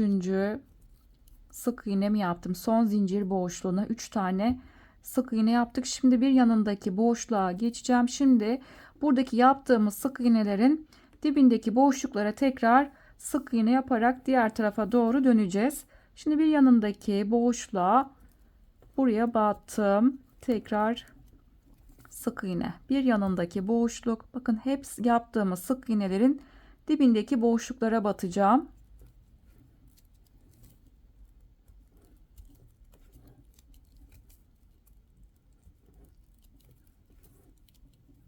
Bu şekilde devam edelim. Sıranın sonuna kadar tekrar sık iğnelerimizi yapalım. Sıramın sonuna geldim. Biz sıranın başında bir tane sık iğne ile başlamıştık. Diğer uçta 3 tane son noktaya sık iğne yaptığımız için kalan 2 tanesini şimdi tamamlayacağım. Son boşluğun içine buraya 1 ve aynı noktaya tekrar battım ve 2. Böylece sıra başındaki yaptığımız sık iğne ile birlikte 3 tane olmuş oldu. Şimdi ilk yaptığım sık iğnenin içine battım, ilmek çıkarttım ve tığımdaki bekleyen ilmekten kaydırdım. Yani son noktada yine 3 tane sık iğne olmuş oldu. Yani biraz burada askıda ovallik vermek için bu işlemi yaptık. Şimdi bir üst sıraya çıkacağız. Bir tane zincir çektim. Hemen zincirin dibindeki yine aynı sık iğne boşluğuna birinci tekrar sık iğnemi yaptım. Şimdi biz burada ilk birinci sık iğne ile başlamıştık. Sıra sonunda 2 tane yaptığımız için şimdi ilk sık iğnenin içine tekrar burada 3 tane artırma yapacağım. 3 tane sık iğne yapacağım. 1 aynı noktaya 2 ve tekrar aynı noktaya 3 tane sık iğne ile başlamış oldum. Şimdi bir yanındaki boşluğa bir tane, bir sonraki sık iğnenin içine tekrar birer tane şekilde sık iğnelerimizi yapmaya devam edeceğiz. Ve ta ki diğer uçtaki burada bizim 3 tane sık iğne var. Birinci yaptığımız sık iğnenin olduğu yere kadar gelelim. Diğer tarafa geldim. Şimdi bu uçta biz 3 tane aynı noktada sık iğnemiz vardı. Şimdi birinci ve üçüncü sık iğnelere üçer tane arttırmamı yapacağım. Ortadaki sık iğneye bir tane batacağım. Şimdi buradaki birinci sık iğnenin içine 1 2 ve 3. 3 tane sık iğne yaptım. Buradaki ikinci sık iğnenin içine tek battım. Şimdi üçüncü sık iğnenin içine tekrar 3 tane batacağım. 1 2 ve 3. 1 ve 3 defa battık. Buradaki çantayı dikmek için bıraktığımız ipi bakın arada bırakmadım. Arkada duruyor. Yanındaki boşluktan itibaren tekrar birer tane sık iğne yaparak ilerleyeceğim. Devam edelim. Sık iğnelerimizi yapalım. Biz burada ilk bir tane 3 tane sık iğne ile başlamıştık. Kalan 2 tane burada sık iğnemiz var. Bunun birincisine 3 tane batacağım ve ortadakine tekrar tek batacağım. Diğer uca kadar gelelim. Sıramın sonuna geldim. Biz ilk 3 tane sık iğne ile başlamıştık. Sıra sonunda 2 tane burada sık iğnemiz var. Yani aynı boşlukta bizim 3 tane sık iğne olduğu için birinci ve üçüncü sık iğnelerin içine 3'er tane yapacağız ve ikinci sık iğnenin içine ise bir tane sık iğne yapacağız. Şimdi sıranın sonunda 1 ve 2 tane burada boşluğumuz var. Birincisine 3 tane batacağım. 1 2 ve 3. Şimdi ikinci sık iğnenin içine ise bir tane batacağım. Bakın yanındaki ilmek kaydırma boşluğu, buraya batmıyorum. Şimdi ilk yaptığım birinci sık iğnenin içine batıp ilmek çıkarttım ve tığdaki ilmekten kaydırdım ve bu şekilde sıramı tamamladım. Şimdi yeni sıraya geçiyoruz. Yeni sırada biz parçaların kenarına 2 sıra aynı noktaya sık iğne yapmıştık. Yine aynı şekilde askıda da aynı işlemi uygulayacağız. Bir tane önce zincir çektim. Biz ilk sıranın başında burada birinci sık iğnenin içine 3 tane batmıştık. Yine aynı işlemi bir önceki sırada ne yaptıysak bu sırada da aynısını uyguluyoruz. Sadece dibindeki buradaki sık iğnelerin üzerine tekrar bir sık iğne yapmış olacağız. 1 tekrar aynı noktaya battım. 2 ve 3. Biz bir önceki sırada 3 tane sık iğne ile başladığımız için yine 3 tane sık iğne yaptım. Şimdi yanındaki boşluktan itibaren bakın birer tane hep sık iğnelerin dibindeki boşluğu kullanıp tekrar sık iğne yapmaya devam edeceğim.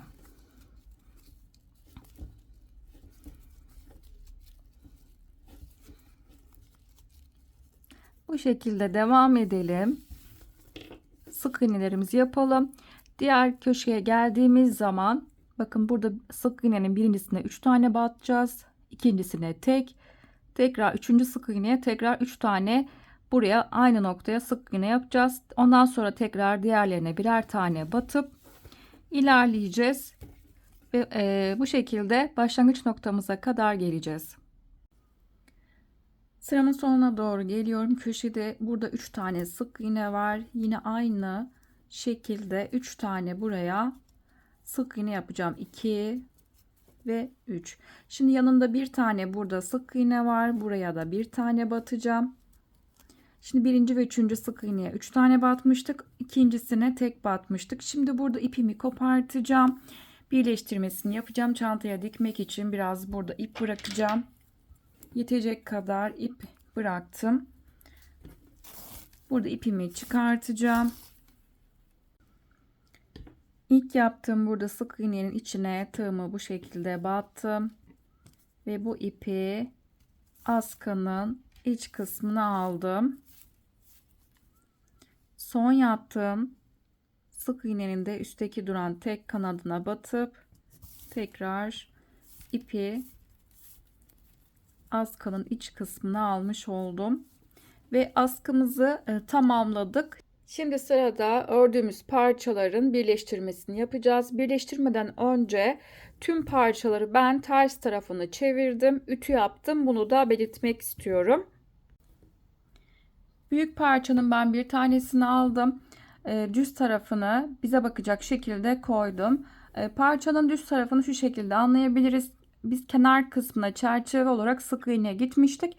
Bunun sık iğnenin düz tarafı parçanın aynı zamanda düz tarafı olmuş olacak.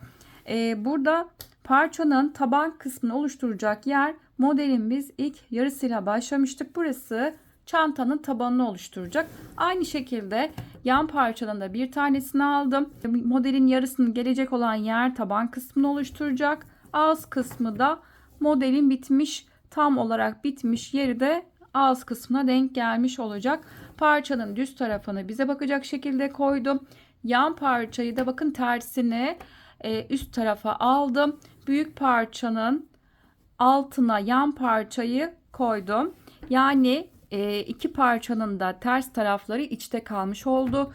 Düz tarafları da dışta kalmış oldu. Şimdi buradan sol taraftan başlayacağım birleştirmeye. Burada isterseniz tığ yardımıyla da birleştirme yapabilirsiniz. Ya da ben burada iğne yardımıyla birleştirmesini yapacağım. Kenardan sol taraftan başlayacağız. Tabana kadar buraya kadar birleştirmemizi yapıp ilk yan parçanın birleştirmesini tamamlamış olacağız. Ben burada dikmek için geniş uçlu iğne kullanıyorum. İlk önce yan parçada biraz kenar kısmında ipimi yürüteceğim sağlam olması için.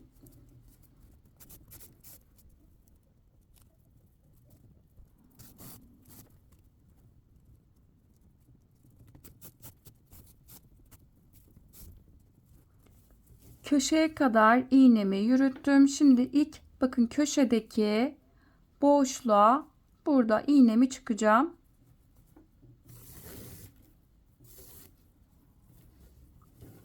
Şimdi büyük parçayı da üzerine aldım. Yine büyük parçadaki tam kenar kısmındaki boşluktan buradan iğnemi tekrar batacağım. İğnemi bu noktadan çıkmıştım yan parçada. Şimdi hemen onun yanındaki ilmeğe battım ve büyük parçadaki tam köşe noktasına boşluğa buradan iğnemi çıktım.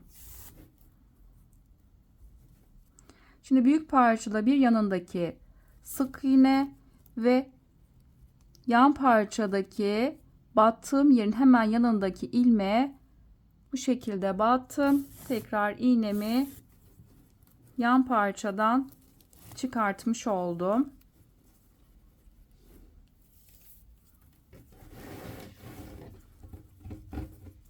Şimdi köşe noktası olduğu için burası sağlam olması için aynı noktaya tekrar batacağım.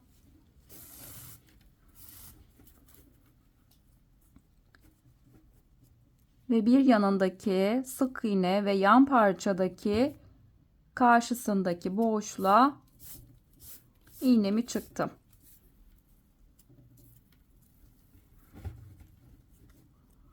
Bakın iğnem benim yan parçada bu taraftan çıktı. Şimdi yan parçanın ipimin çıktığı yönden hemen yanındaki sık iğneye battım. Buradan büyük parçadaki bir yanındaki sık iğnenin içine iğnemi battım. Şimdi ipimin çıkış yönü büyük parçada. Hemen bir yanındaki sık iğne ve yan parçada battığım yerin hemen yanındaki sık iğneden tekrar iğnemi çıktım.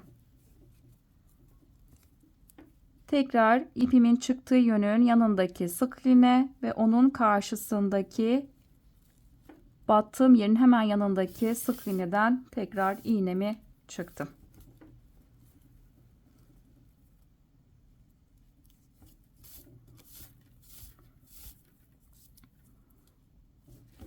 Bakın iğnem yan parçadan bu taraftan çıktı. İpimin çıktığı yerin hemen yanındaki sık iğnenin içine battım. Ve büyük parçada battığım yerin hemen bir yanındaki sık iğnenin içine bu şekilde battım. Bakın ipim şimdi büyük parçada bu taraftan çıktı. Şimdi ipimin çıktığı yönün hemen bir yanındaki sık iğne ve yan parçada battığım yerin bir yanındaki sık iğnenin içine bu şekilde battım.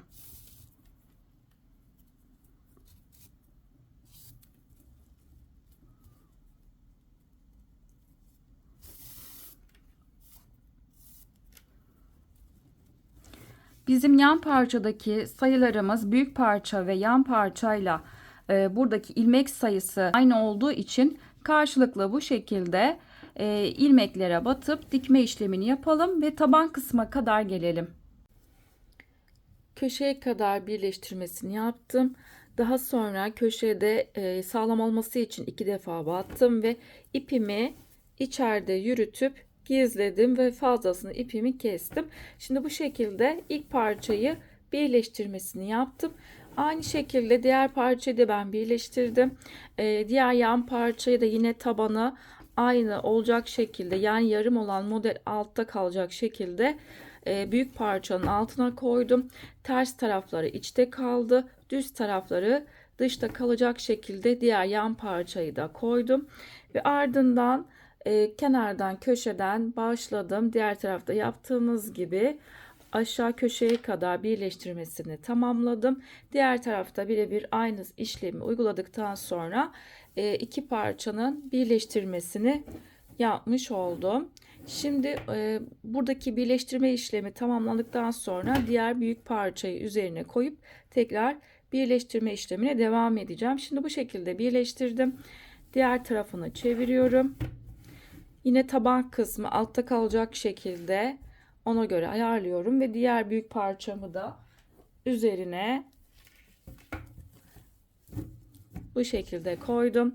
Şimdi ilk önce bakın yan parçamız düz tarafı burada. Şimdi yine aynı şekilde ters tarafları içte kalacak şekilde bakın büyük parçayı yan parçanın üzerine koydum. Yan parçayı aldım. Ters tarafları iki parçanın içte kalacak şekilde. Şimdi ilk önce diğer tarafta yaptığımız aynısını uyguluyoruz. Buradan başlayacağız. Sol kenardan aşağı köşeye kadar birleştirme işlemini yapacağız. Daha sonra diğer parçayı da birleştirirken bakın yan parçanın düz tarafı burası. Şimdi iç taraflar birbirine bakacak şekilde üzerine büyük parçayı aldım. Daha sonra tam bu köşeden başlayacağız.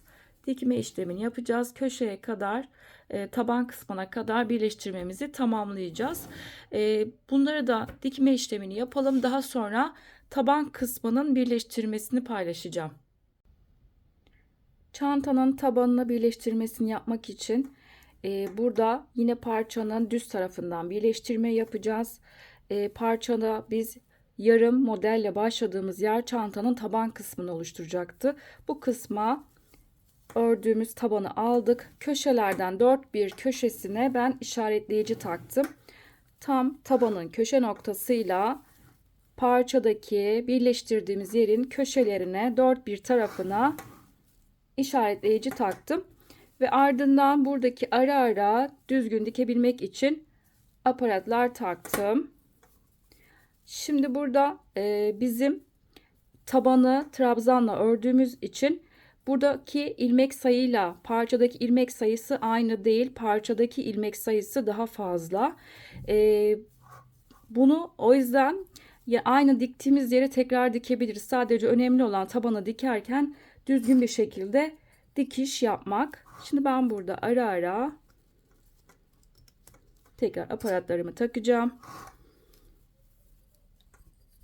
Sadece önemli olan dediğim gibi tabanda düzgün bir dikiş elde etmek. Yan parçalarda birebir aynı model yaptığımız için buradaki ilmek sayıları aynıydı. Büyük parçadaki yan parça ilmek sayıları aynı olduğu için karşılıklı ilmeklere batıp dikiş yapmıştık. Tabanda öyle olmadığı için buradaki fazla ilmekleri veya diktiğimiz tekrar aynı boğuşluğu tekrar kullanacağız.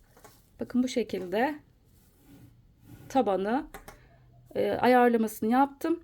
Şimdi ipimizi alalım, tekrar tabanın dikilişini paylaşacağım. Tabanı dikerken köşe noktasından bakın iç kısmında yine ipimi biraz yürüteceğim.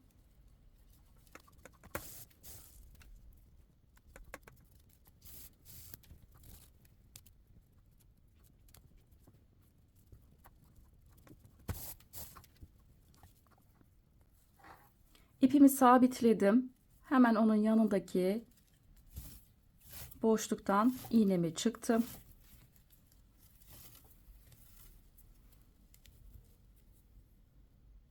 Bir yanındaki boşluk ve onun karşısındaki ilmeğe battım.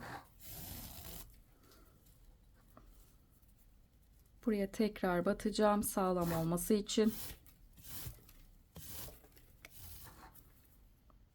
Bir yanındaki boşluğa battım.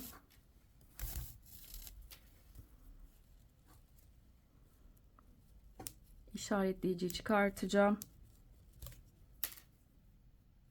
Şimdi tam köşe noktası ve onun karşısındaki köşeye battım.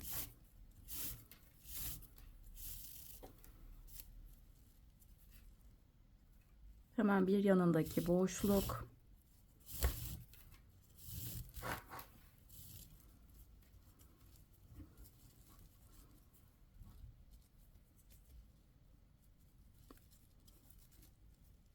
Tam köşe noktası sağlam oluncaya kadar burayı düzgün bir şekilde, boşluk kalmayacak şekilde dikeceğim.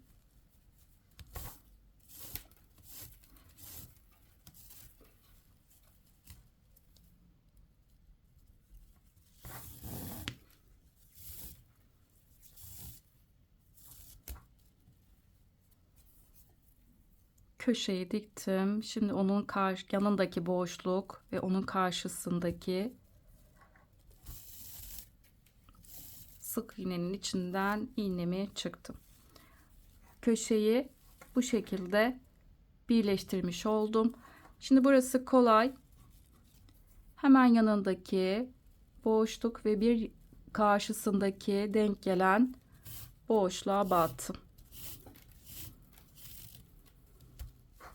Örneğin burada şöyle göstermek istiyorum. Burada bir boşluk var, potluk var. Şimdi burası dümdüz ve burada ilmekler fazla olduğu için potluk oluşturuyor. Onu nasıl dikeceğimizi göstereceğim şimdi. Bakın şimdi buradaki hemen yanındaki ilmeğe battım. Bizim bu taraf fazla olduğu için bir tane ilmeği atladım ve onun karşısındaki, yani yanındaki boşluğa batmış oldum. Arada ilmekleri burada boşluk bırakıp o şekilde ilerleyebilirsiniz. Hemen bir yanındaki boşluk ve onun karşısındaki denk gelen ilmek.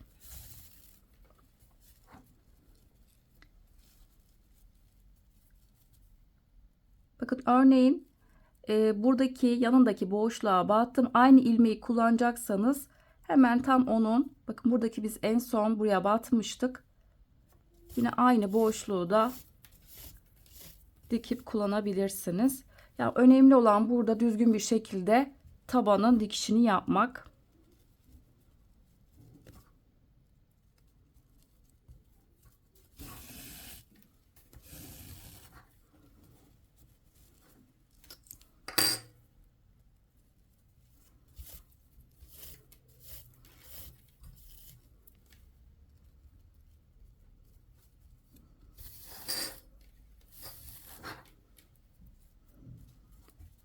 Bu şekilde ilerleyelim. Köşeye kadar gelelim. Köşeye geldim. Şimdi köşeden tekrar buradan dikeceğim. Aynı şekilde devam edeceğiz. Şimdi bir yanındaki boşluk ve onun karşısındaki boşluktan iğnemi çıktım. Burada işaretleyiciyi çıkartacağım. Yan parçadaki karşılıklı boşluğa battım. Tekrar köşeye, bu noktaya battım. Burada köşede boşluk kalmaması gerekiyor.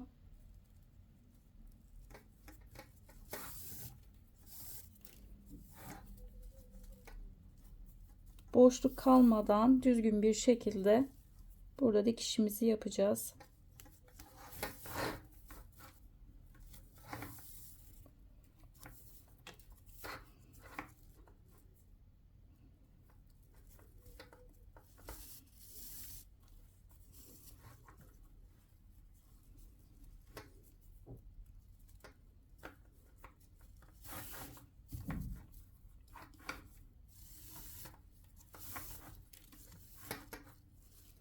Köşeyi diktik.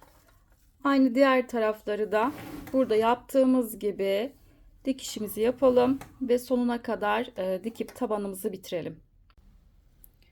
Başladığım yere kadar diktim. Şimdi bu arada bu ipimi, bakın tam kenar kısmındaki yerden içeriden ipimi yürüteceğim.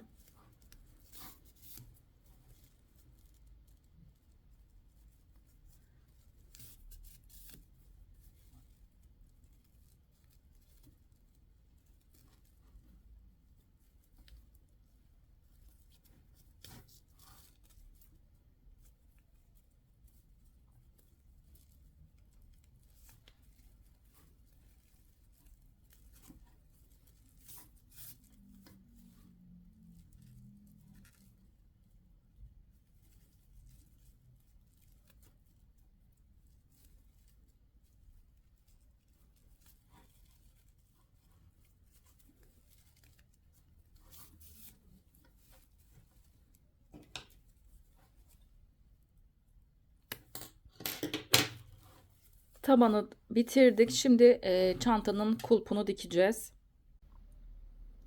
Kulpu ben diktim. Bir tanesi kaldı. Burayı da birlikte dikeceğiz. Kulpu ben ayarlamasını tam buradaki bizim 3 tane ikişerli trabzanımız var.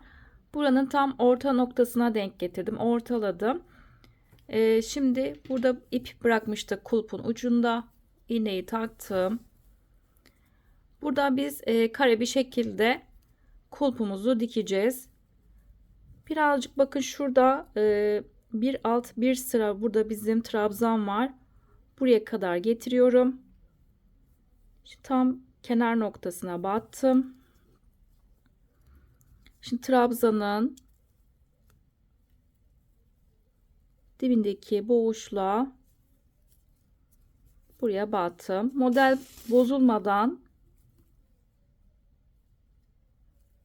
dikişi yapacağım burada. Şimdi tekrar iç tarafa iğnemi çıktım.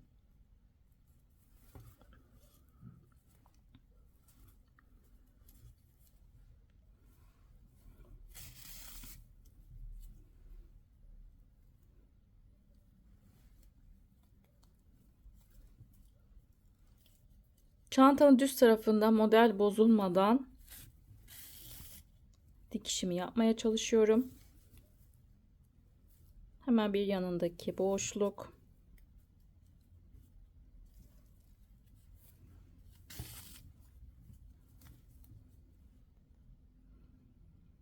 Bakın buradan düz bir şekilde ipimi model bozulmadan tam kenar noktasından boşluktan iğnemi çıktım.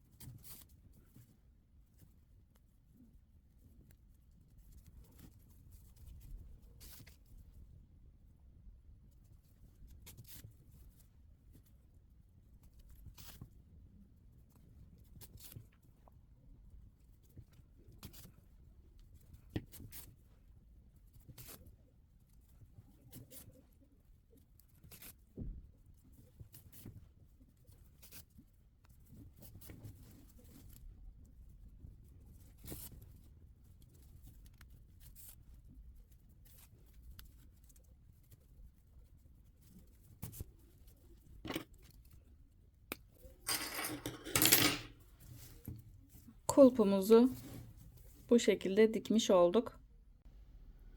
Çantamızı tamamladık. Çantamız kocaman güzel bir çanta oldu.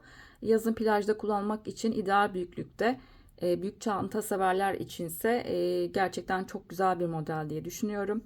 Eğer çantayı daha küçük boyda çalışmak isterseniz parçanın eninde biz 5 tane model yapmıştık. Bunu 3 veya 4 model şekilde istediğiniz büyüklükte yapabilirsiniz. Çantanın yüksekliğinde ise 1 veya 2 modeli eksik yapınca çantanın yapmak istediğiniz büyüklüğe göre eksik yapabilirsiniz. Bu şekilde çantamız. Şimdi ölçüsünü vermek istiyorum. Çantanın eni. Ben yanlarla birlikte ölçüsünü paylaşacağım. Bu şekilde 55 santim eni ve yükseklik 36 santimde yükseklik var ve çantanın derinliği 16 santimde çantanın derinliği var. Toplamda ben 500 gram kağıt kullandım. Yapacakları şimdiden kolaylıklar diliyorum. Bir videonun daha sonuna geldik. Kanalıma abone olmak ücretsizdir. Ücretsiz olarak kanalıma abone olabilirsiniz. Instagram adresinden beni takip etmek isterseniz videoların açıklama kısmına linkini ekliyorum. Oradan tıklayarak ulaşabilirsiniz. Yaptığınız çantalar Instagram adresinden beni etiketleyerek gönderirseniz çok sevinirim. Videolarımı beğenmeyi ve yorumlarınızı bırakmayı unutmayın lütfen. Bir başka videoda görüşünceye dek hoşça kalın.